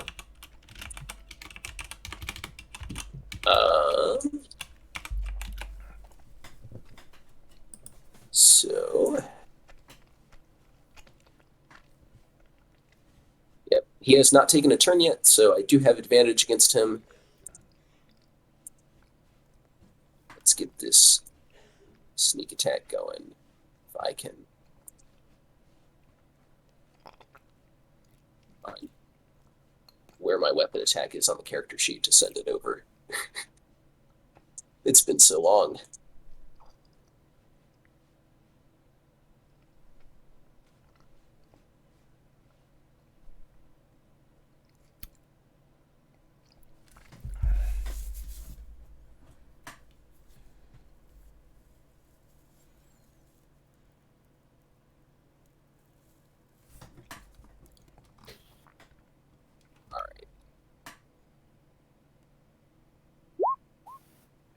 That's a hit. You're attacking this gentleman here. Technically, I have advantage, so we'll roll again, but no crit. And then, yep, attacking the first guy. Damage and sneak attack. Oh, no, sneak attack. It rolled sneak attack already. Yep. All right, 9 so and 10. 19. You kill him. Sorry, you kind of can't slide. do non-lethal damage with the bow. Yeah, you kind of slide by him and shoot him between the visor.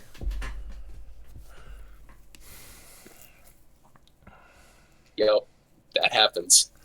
Well, fortunately, that's the only one that wasn't frightened. So, aside from William, of course. Fear can be a great motivator. All right. Maybe this will scare them.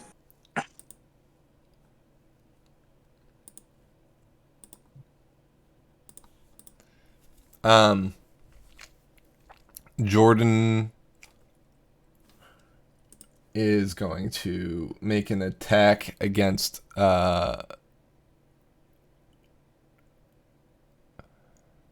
this guard here. That's not gonna mess with your frighten, right? No. Okay. Should be good there. Yeah, I'm good.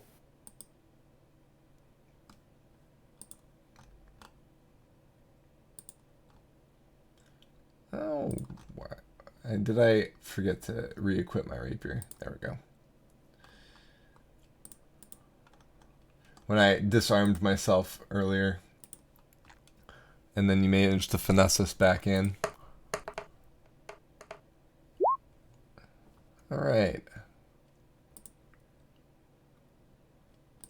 That is a miss.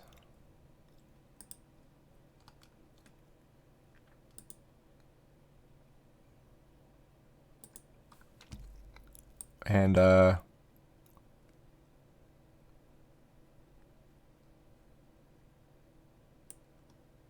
guess that's it for Jordan. Yarvik. Okay, Yarvik is going to cast Zephyr Strike.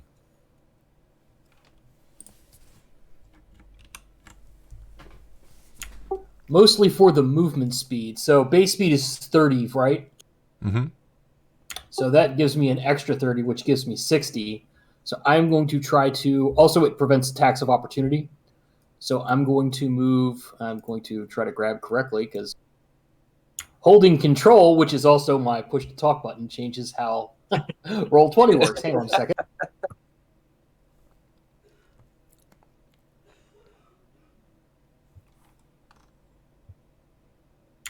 I think that's 60. That's probably going to be close enough to 60. Here, let me see here. Yeah, if you So measure it out. you were here. 1, 2, 3, 4, 5, 6. He was one space lower than that. Oh, he was here? Yeah. So 60 would be somewhere around here, or what's your path you're taking? Direct me. The path of least resistance, whatever. If it's straight down, if I can go through those guys, I can go guess, through them. yeah, you'll have to. So first of all, you're gonna attack of opportunity from this guy, no matter Zephyr what. Strike prevents it. Oh, cool, Yeah. perfect. Yeah, Does that prevent all of it? Yeah, it can't provoke opportunity attacks. Until the spell ends, your movement doesn't provoke opportunity. Okay, perfect. Thank you. If he cuts Oh, through you know what? Jordan's space, you can go one further. It didn't scroll down for me, so I didn't see. Let's see. Until the spell ends, once the spell ends, you give yourself advantage on one weapon attack roll, and deals an extra force damage, which has already been rolled up there. Cool. Whether you hit or miss, your walking speed increases by 30 feet until. Okay. So yeah, that's fine there. That works. Okay, and I did already see Roger take a shot at this guy and not hit him, right? I killed a guard. He killed this guy. Oh, that's, yeah. So we haven't. Yeah. All right. So I haven't seen anybody attack him yet, so I'm not going to attack him. I'm just going to make myself my little Yarvik as big as possible to try to keep him from going farther down the hall. Okay. Because if he moves through me, then then I get an attack of opportunity.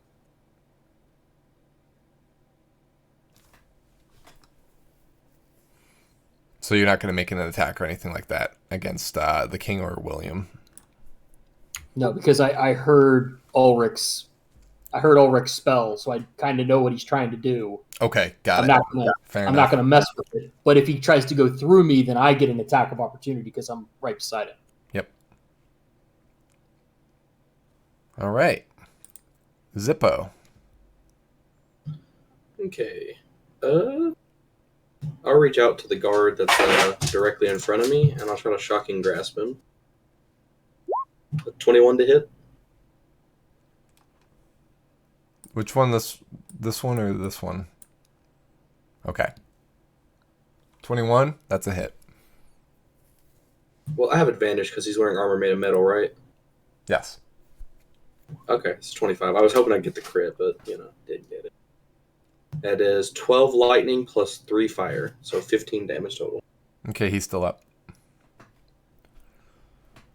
Okay, and then it can't take reactions until the start of its next turn, which will be whenever it actually gets to go for the first time. Oh, ironic. That'll be my turn. All right.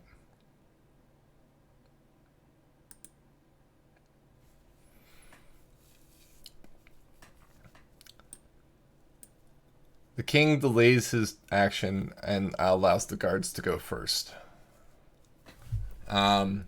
William shouts as he bull rushes Roger for Gerard.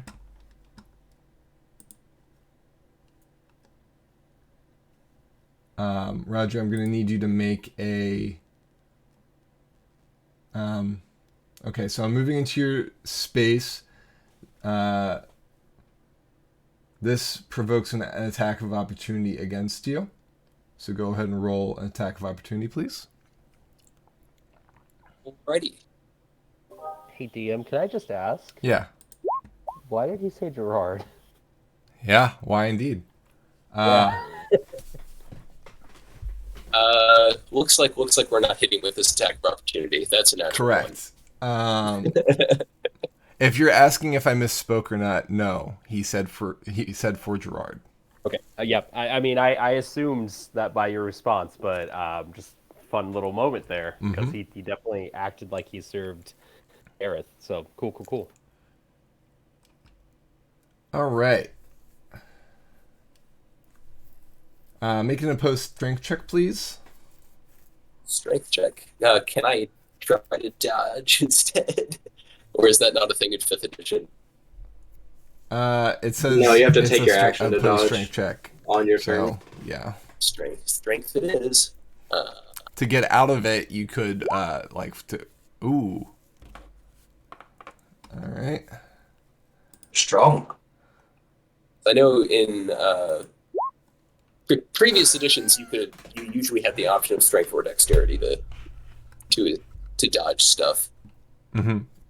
In 5e, it depends on what it is. Yeah. Get out of it though. You'll have that choice. All right. So he succeeds.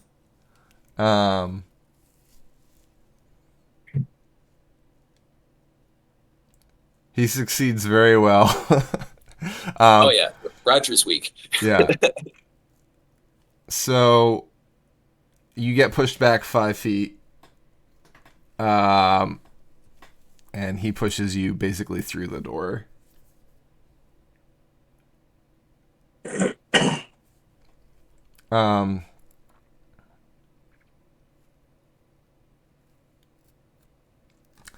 But unfortunately, that means that that's his attack. He can't really lock the door, but he does take a move action to close it.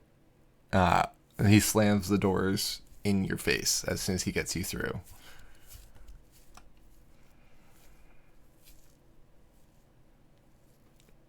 All right, let's do the rest of the guards. These two guards both focus on atomics. Zippo.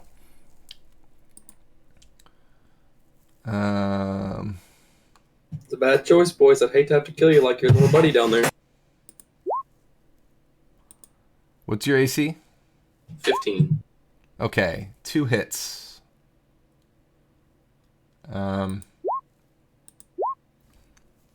7 damage.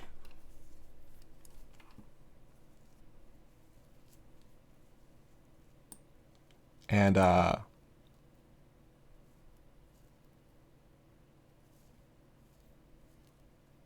no, he's not going to move because he doesn't want to get hit by attack of opportunity. This gentleman attacks Belzian. Does he, though?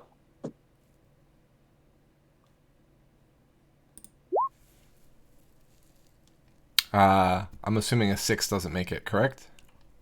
That is correct. All right, cool.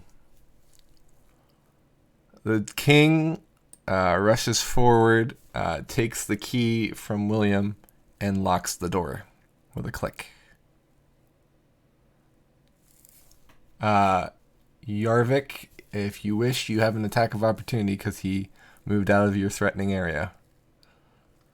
Sure, so that's just a regular, like, an attack roll. Yes. Do you have your bow drawn or your weapon drawn? Short sword. Okay.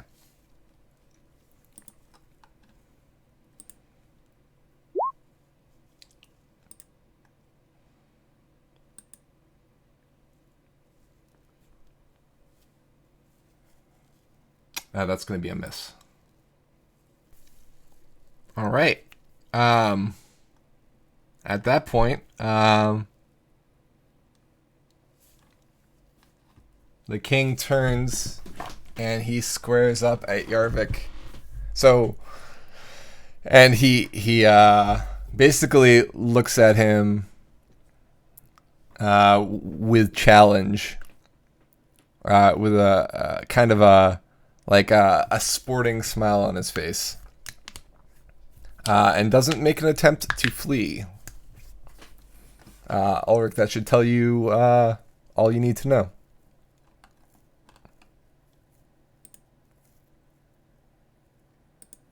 Marius, at this point, is actively shouting at the guards to stop attacking this instant, in the name of the king. But the guards do not seem to be swayed by this, despite them being frightened. At this point, Marius disregards the rest of the party and rushes at the door and begins attacking it, trying to break it down.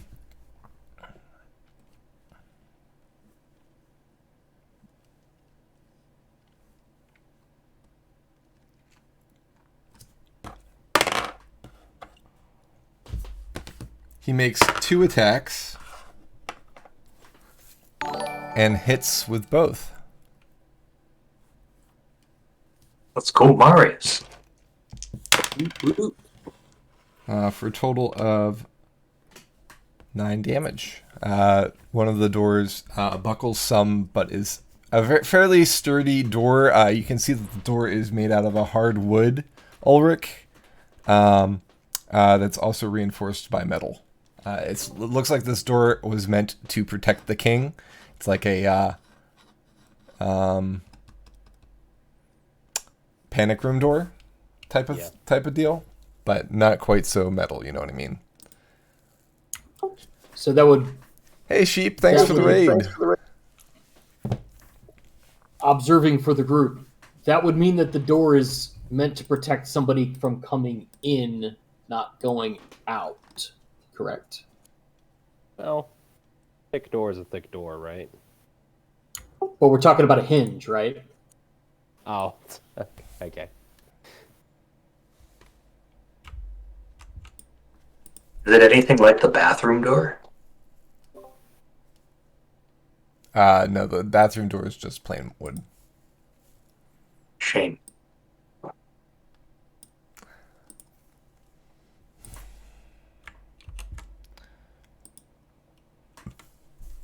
Marius, you're going about this all wrong. Take the crowbar out of my pack. So all right, so it's Belzian's turn. Belzian wonders where the king went, because he was not here when he got out of the bathroom. But he's just gonna whack this guard a couple more times. This one here, or Whoa, this one here. put the wrong button here.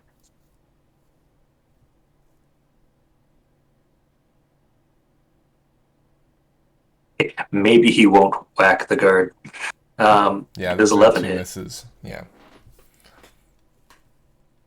Anything Okay, else? well, I guess I'll use my bonus action to do one more.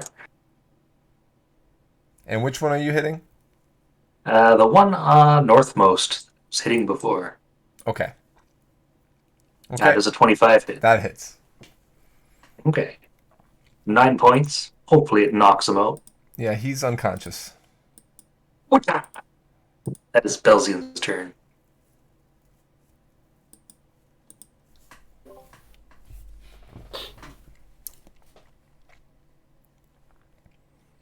Ulrich?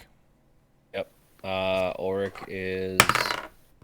If you want to delay past me so I can get out of the way and you can break the Yeah. door down. Yeah, I think that's exactly what's gonna happen. Is Ulrich's gonna just say, okay. I'm thinking here because I have to be able to, as a readied action, do. I don't really have a move because you don't get to do movement with like readied actions or anything like that necessarily. Like, you can't move and attack. You can just do one or the other. That's the idea. Yeah. In 5e, but There was actually another spell that he had been planning to use, but the way things happened, he chose a different route. He had two options at one point, but decided on one and readied it. Just a little bit behind the screen for the king's movements.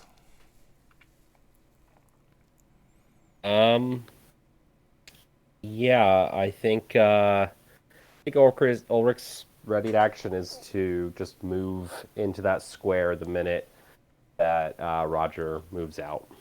Okay. And that's it. You can just delay, right? You don't have to ready something. I mean, I guess yeah, up to DM. Yeah, you can Rules, delay. That's fine. Okay, I did it. You can do it. Okay. Oh, that's right. You did do it. Yeah, rules is written. No, but yeah, let's do that. I delay my action. My turn rather. Okay. Cool. That's fine. Yep. Thank you, Roger. Cool. Well, since Marius is friendly now, I'm gonna go step on top of this guard's corpse and stab his friend. Sounds good. No advantage this time, just regular and sneak attack. Does 22 hit? That's a hit. 18 damage. Okay. He's still up. But he looks pretty bad. And then I guess I'll use my bonus action to dodge. I don't remember offhand what that does. Disadvantage. Yeah. Well, I can use. Yeah, I think dodge is the only. Who are you using dodge with? It's Oh. general. Is it everyone? Everybody. Yeah. Okay. I couldn't remember if it was one person or not. When you take dodge, you focus entirely on avoiding attacks. And is that an action or that's a bonus action? It's a rogue bonus action. Nice. Very good. Dodge, disengage, or dash. Okay. The three little bastards. Yep. That's my turn. To which point Ulrich steps up. And yeah, he's got his mace because we surrendered everything else. And he is. They gave us their stuff back.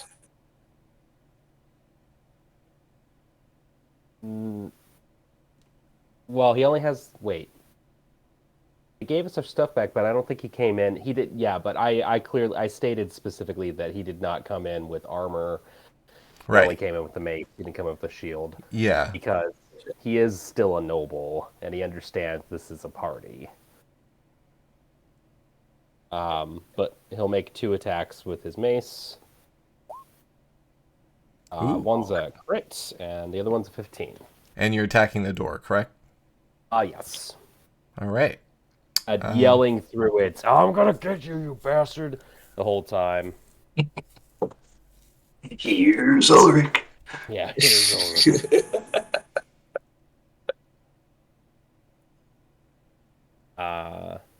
And roll for damage, I assume? Mm-hmm. Does the 15 hit? It does. Okay, cool. So that's a total of 21 damage. All right. The left door buckles. You can see through the cracks. If you had an arrow, you'd be able to shoot through. The door is not down, but it is close. Sorry, I did not say this, so if you don't want this, this is cool, but I would not go for an undamaged door. Ulrich is like, hey, Marius has done some work. Yeah, that's I got you. You're attacking this one, not this one. Oh, okay. You're within 5 feet of both, so I assumed you were attacking the damaged one. Cool, just making sure. Yep. Cool. And then that's I'm just gonna double check my spell, make sure I can't Speaking about this door some while you're double checking, The door, you can see that there are brackets on this side that boards could be placed to further barricade the door. So you're fortunate that you're on this side of it instead of the other. Right, yeah. It would probably have a higher AC at that point. Yeah, I can't... can't compel him anymore, and all my other spells are concentration stuff, so cool. That's it. Okay. Jordan really wants to kind of alert other people as to what's going on. But the only thing he's really got to do that is thunderous thunderclap. That's wonderful. I mean, it'll anything hurt. It's heard up to 100 feet away. So like that's pretty good. But it's gonna affect everyone, and it's only a 5-foot range. So like he can't like cast it at a point farther away from him.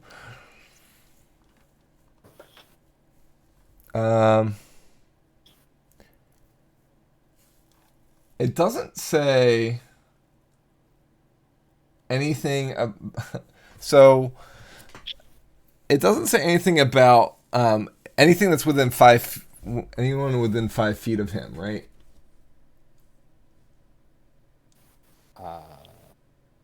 So it's within range, which is the area of 5 feet. So each creature next to him. So he could technically step here, and it wouldn't affect anybody. Yeah, I think so.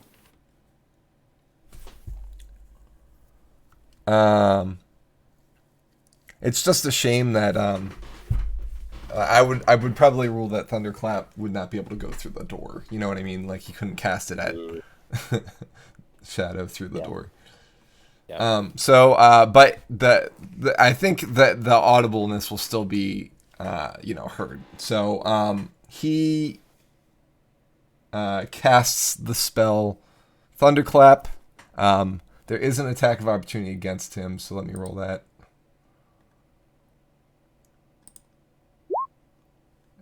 Critical fail. He does not drop his weapon. So he casts Thunderclap, and a booming, cracking sound emits from this little kazoo that Jordan pulls out and blows. And instead of a kazoo sound, it's just a huge, gigantic thunderclap, like a roar.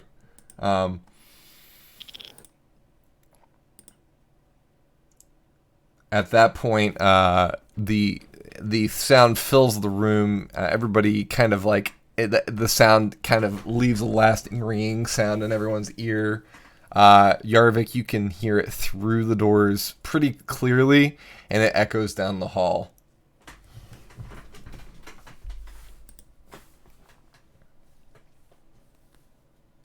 Well, that'll get everyone's attention.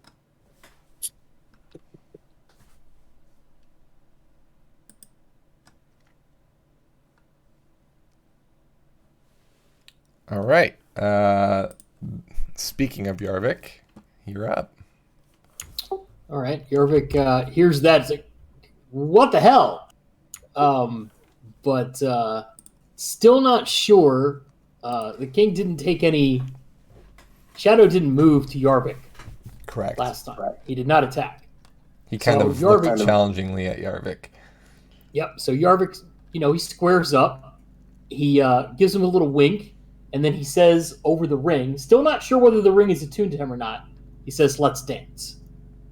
Looking for a response. Trying to provoke a response. You get a response back. And it doesn't that sound... only to him. Yeah, and you get a response back from him. Yes, let's.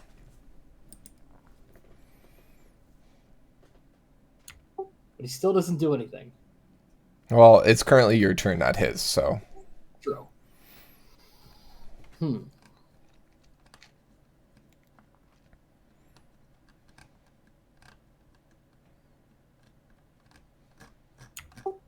Now, he's going to have to come to me. I'm going to wait. She's just going to give him a little finger wave. Are you going to Come ready at an action to attack him if he goes As after? soon as he gets steps within to me, I'm range. going to ready an action to attack, and it's going to be a ensnarling strike attack. Okay. I think that's fine because that's a spell, right? Correct. Yeah. Okay. I just normally use it with a bow, but you can use it with a sword too. Okay. Perfect. All right, Zippo. You said we can see him through the crack, right? You can see through the crack. That doesn't mean you have the ability to target him.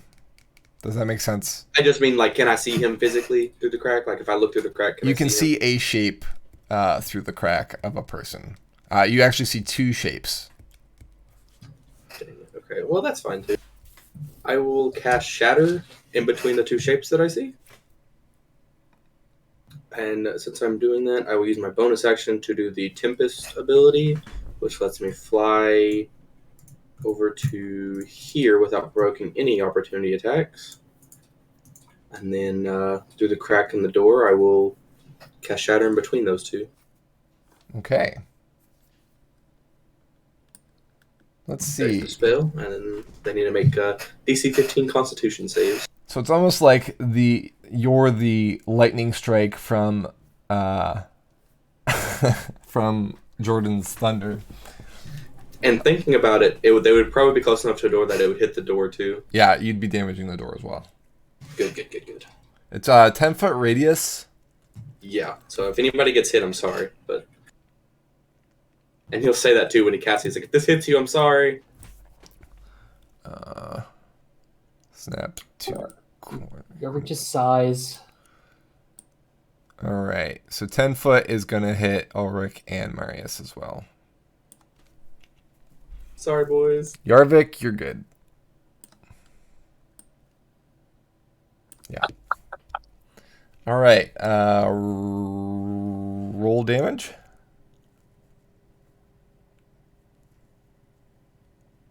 It did. It's 12 thunder damage. Okay. And what's the save for that? DC 15 con save.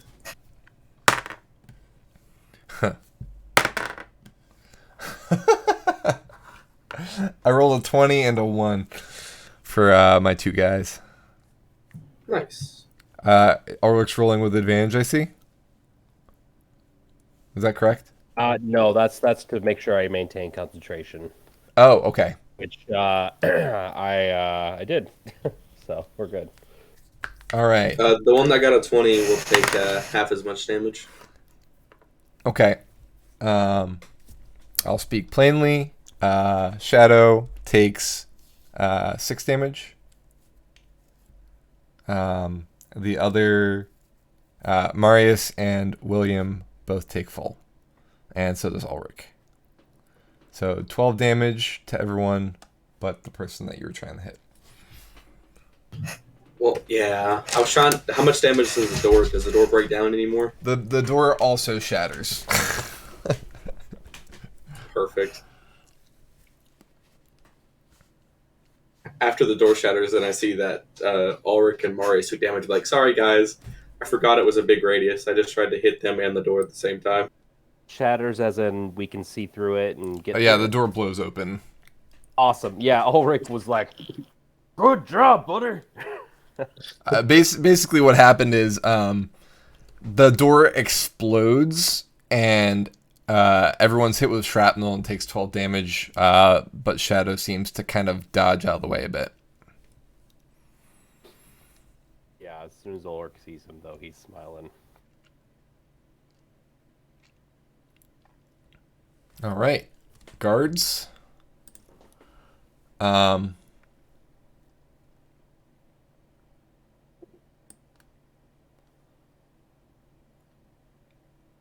William.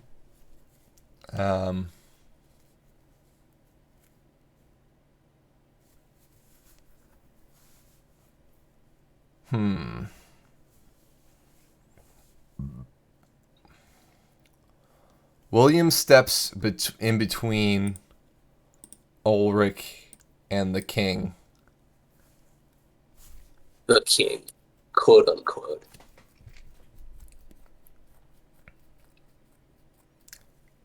And says, "You don't want to do this. You don't want to do this. This is our king."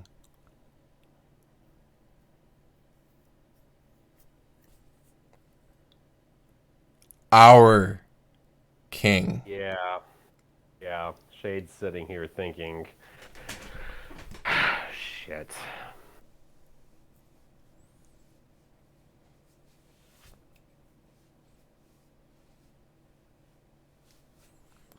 The other guards begin attacking. So,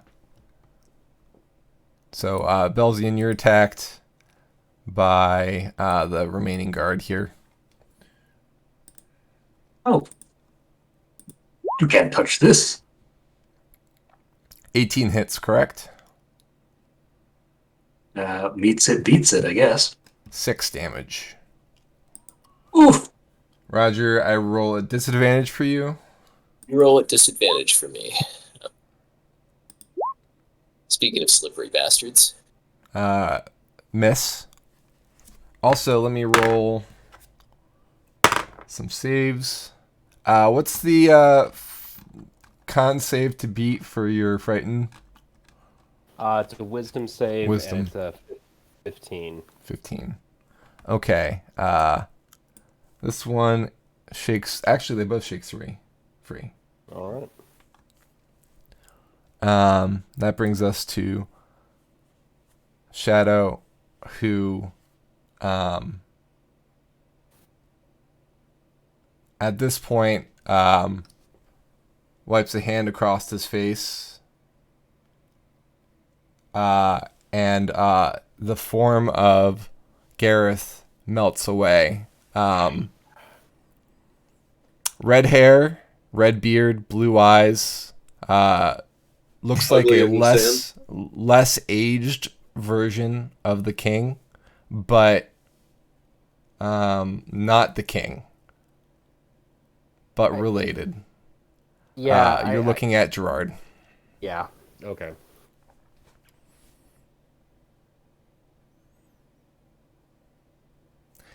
At that point, all of a sudden, darkness emanates from him, and he's swallowed in a sphere of darkness.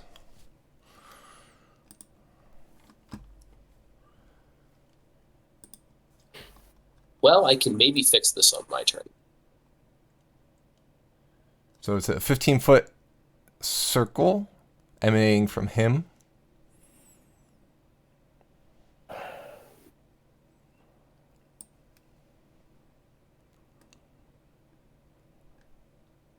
So anything within that is you won't be able to see. In fact, let me. Oops.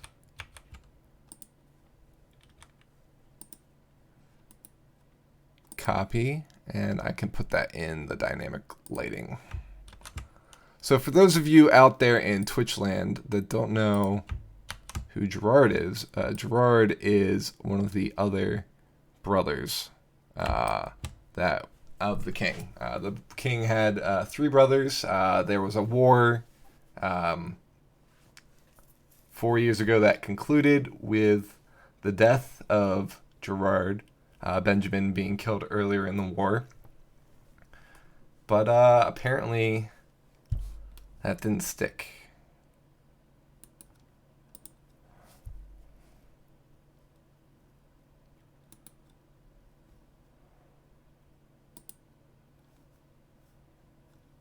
All right. Marius can't see, but saw Gerard and is like cursing and freaking the fuck out.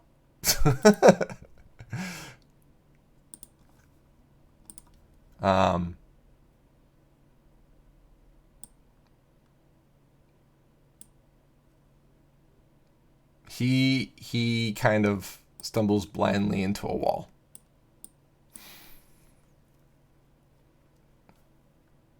Belzian. Hello. Is the king going to make his announcement anytime soon? Where's everybody going? I should be able to come around here and smack some sense into this guard on the left. If we're still fighting. Even if we're not fighting, he'll do it. Pow pow. Oh shit. My mouse is broken, and a single click often registers as a multiple click. Okay. Does a 25 or a 22 hit? Yes, they hit. And what about a 10? No. Okay. Well, I would have used my bonus action to attack anyway. So. Please apply 12 damage. This fellow on the left. And this is subdual, correct? You're not trying to kill him? No, just trying to subdue him or knock him out because... He's knocked out. Why kill some poor guards that are possibly in the employ of the good king? Well, it did get awfully dark here. Seems very familiar. That's Belzian's turn. I'm impressed with your dedication to not killing them. Speaking of Roger, you're in complete darkness here. I know you can see at the moment. Oh, maybe you can't.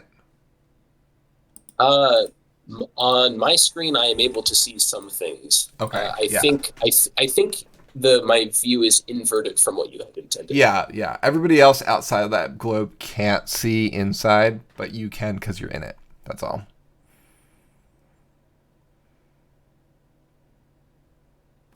I didn't. I didn't do the permanent darkness feature, so just for ease of everything. Gotcha.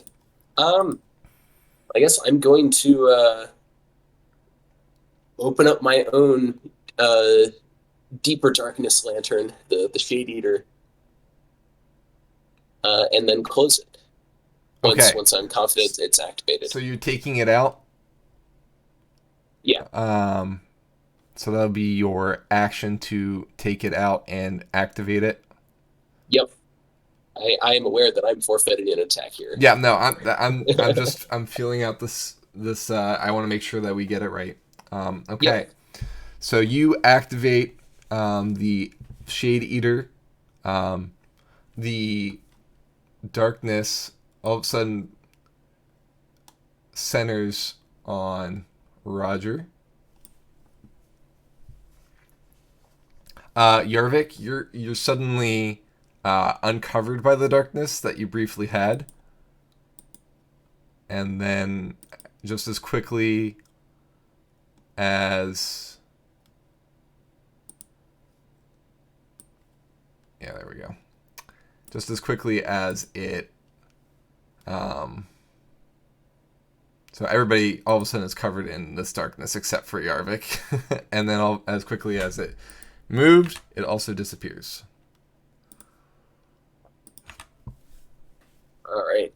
And was that just an action, or did I have to use anything beyond that? That wasn't your movement. It was just your...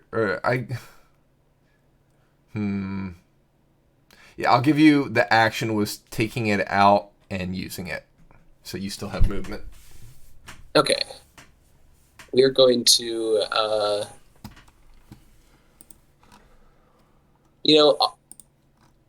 I'm just going to move. I guess we'll dodge with my bonus action and then move behind. So before you get to that, I will say when the darkness is uncovered, I was just checking something. So when the darkness is uncovered, he is no longer there. Can I see him further down the hallway? So if you recall, the hallway turns a corner right after this white area. So at the white area, it turns right.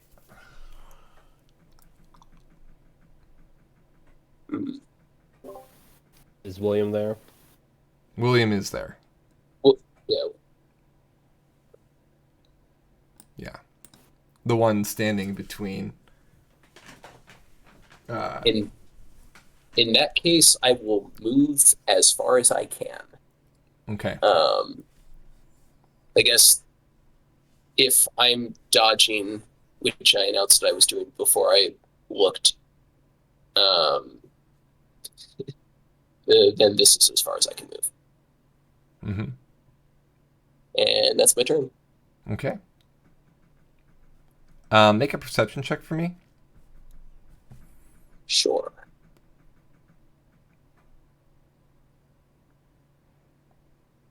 Result of 18. Help, gods! I'm being attacked. There are people attacking the gods in the royal chambers. Raise the alarm. You can hear it echoing down the hall.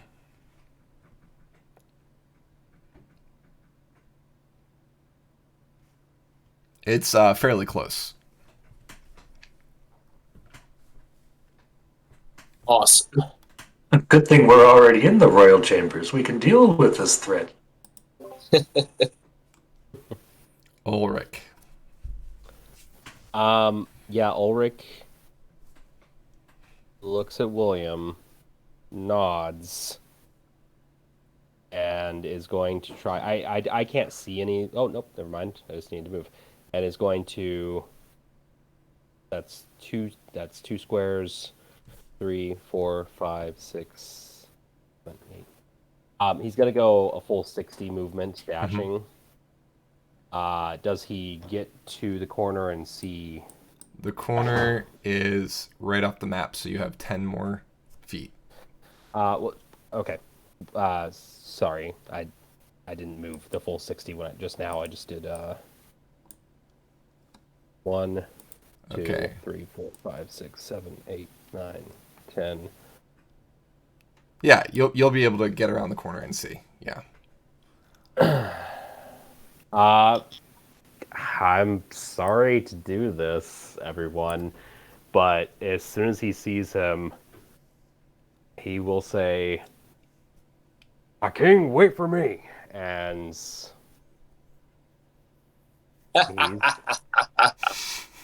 Oh, we're gonna have to kill you now. You know that. I do. I fully understand that, but frankly, I didn't love the situation we left behind with the bandit camp at New Pod, and the war ended for Ulrich when Gerard died. If Gerard's not dead, the war did not end. No, I'm out of character. Totally cool with this. Yeah. In character, it gives Roger and Ulrich's natural tension between approaches to come to a head. Yep. This will be fun. Absolutely. Yeah, he is appealing to Gerard apparently to stop, and also full disclosure on his internal thoughts. If it's not Gerard and it's someone who's like masquerading as him, then hey, great, he'll get to take care of that later. But for now, he has no reason to believe that it's not Gerard, other than the very obvious, he's a shape changer. But this is the one connective line, and a lot of people seem persuaded by it, so he's gonna try. Okay.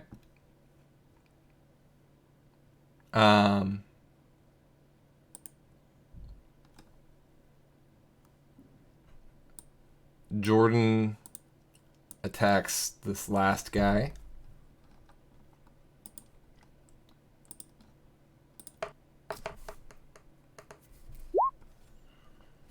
And misses. Yarvik.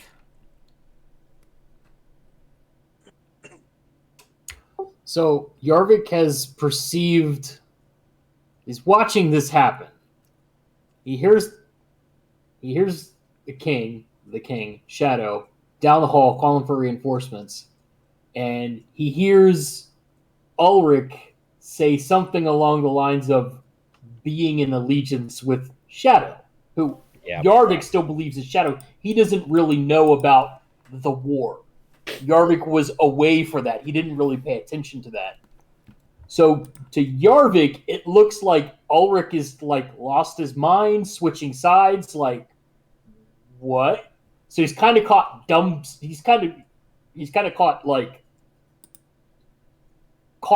taken aback by this. Right. But he's still, as far as he knows, we're after Shadow. So Also, he kind of disappeared from your very eyes. Like, once the shadow disappeared, so did he. He was gone. Right, So, but I heard... yeah. So in that time, I've seen Roger go past. Right. I'm assuming if you see... It's loud enough for you to hear, because you said that he was close. If you can make a perception check, it's just to see if you can hear through the echoes. Yeah, you hear him. Okay, so I hear him calling for reinforcements. Yes. I don't know what's going on with Ulrich, so I'm going to cast Zephyr Strike again for mobility. Okay. I think I hit the wrong thing. Hold on. No, you got it. Okay. And I'm going to go full tilt boogie around the corner and try to catch him, which will be off this map. Yes. We're going to just pretend that this... I'll move you to it. This is the hall here. So you move around the corner and you're able to catch him.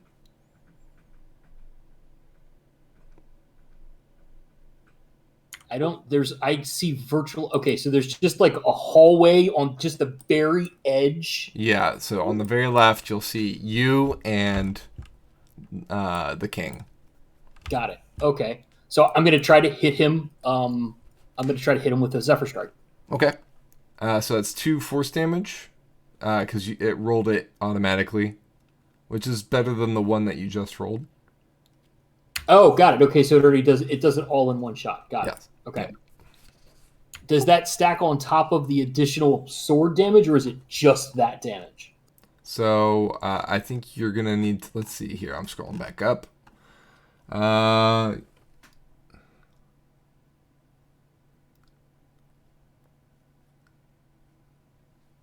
You deal an extra 1d8 force damage on a hit, so you have to hit him first. So roll to attack.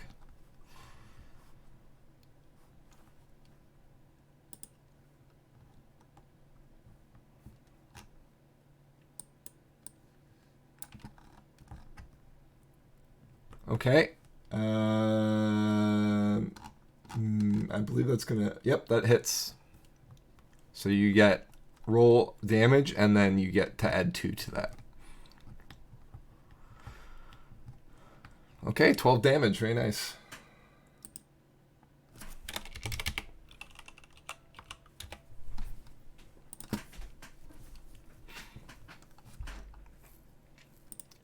Zippo.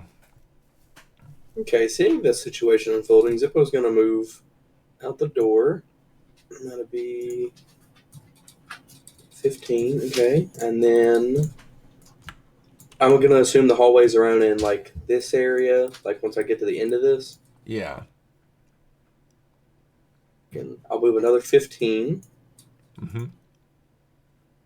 And then... I don't think 10 more feet will get me around there, will it? No.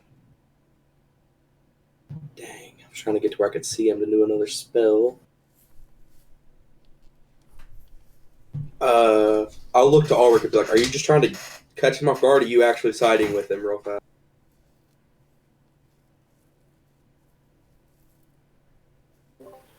You could join me. I don't like that guy. So he's going to have to die. And then, let's see here. I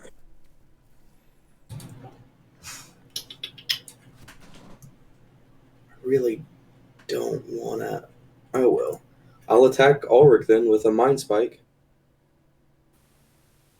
Make a DC 15 Wisdom save. Okay, I made it. He made it. You take half damage, so half of 19. Okay. And then I will take my bonus action to convert my sorcery points into a second level spell slot. And that way I can have that back.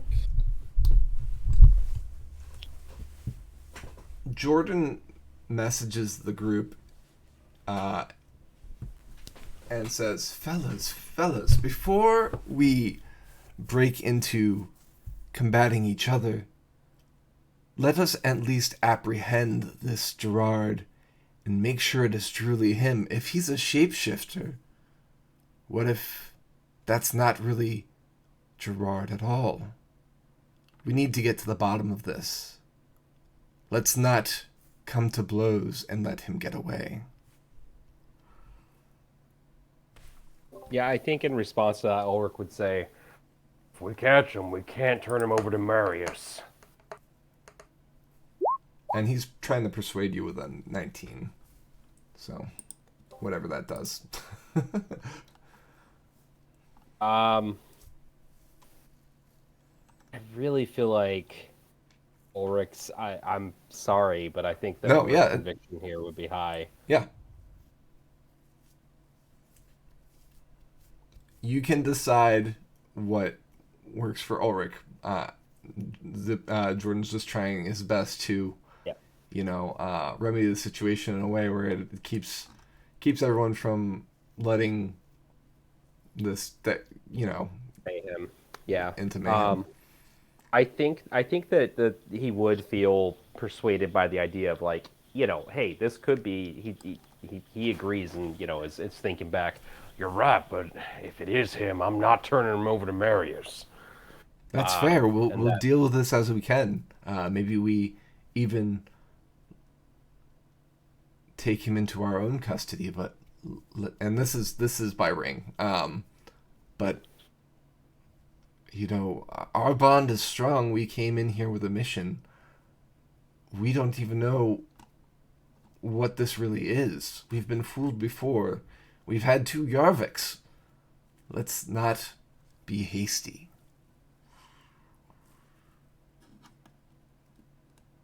Zippo will just ignore communication, and he'll have to end his turn because he's out of everything else.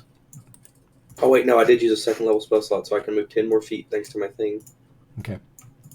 There we go. That'll be my turn.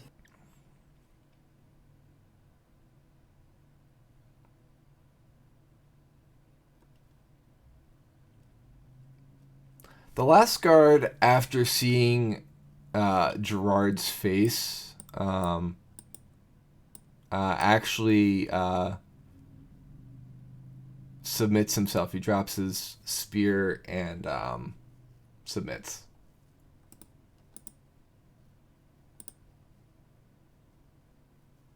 I'll just put a net over him.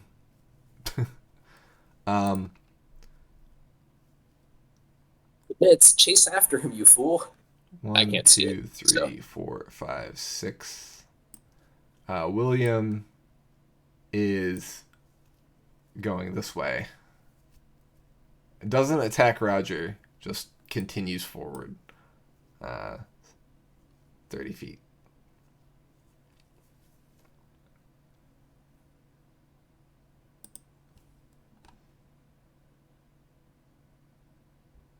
Am I entitled to an opportunity attack? He just entered. He didn't exit. He didn't move past you. Is that how that works in 5th edition? Yes. Yeah, so leave your threat range for you to get an auto attack or opportunity attack. So, even if I had moved here, I'd still be within your threat range, so I'm still fine.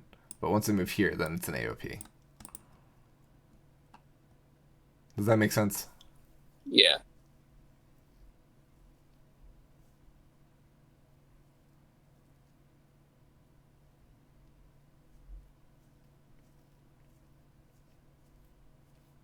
All right.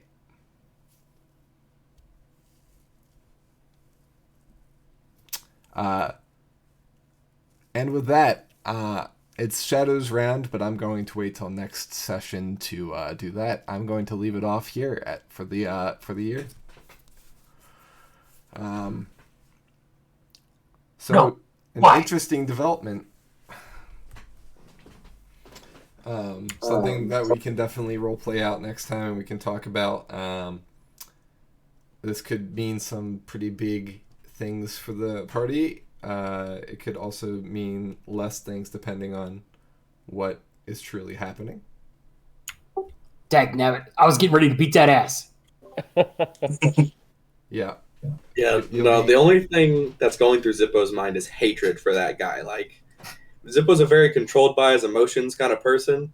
Yeah. And so that guy, first off, was very mean a minute ago. And he knows that this guy has also escaped him twice. He doesn't like that very much. So he's got to die. Mm-hmm. Oh, you don't want to capture him alive? Alive is the last thing on Zippo's mind. Him attacking Ulrich should have give you guys that click. Like, he Yeah. did no hesitation. Just get out of the way if you're with him. Yeah, the thing that's going to be sparing Ulrich here is probably that only Zippo is attacking him. Because, strictly speaking, Roger's primary directive is kill Shadow. Ask questions later. That is all fair. If Shadow escapes, though, then we might have a reckoning with swords, but we'll see. It'll be fun either way. It's one of my favorite books, A Reckoning with Swords. Well, guys, great session. I hope you guys liked the twist. Earlier than expected.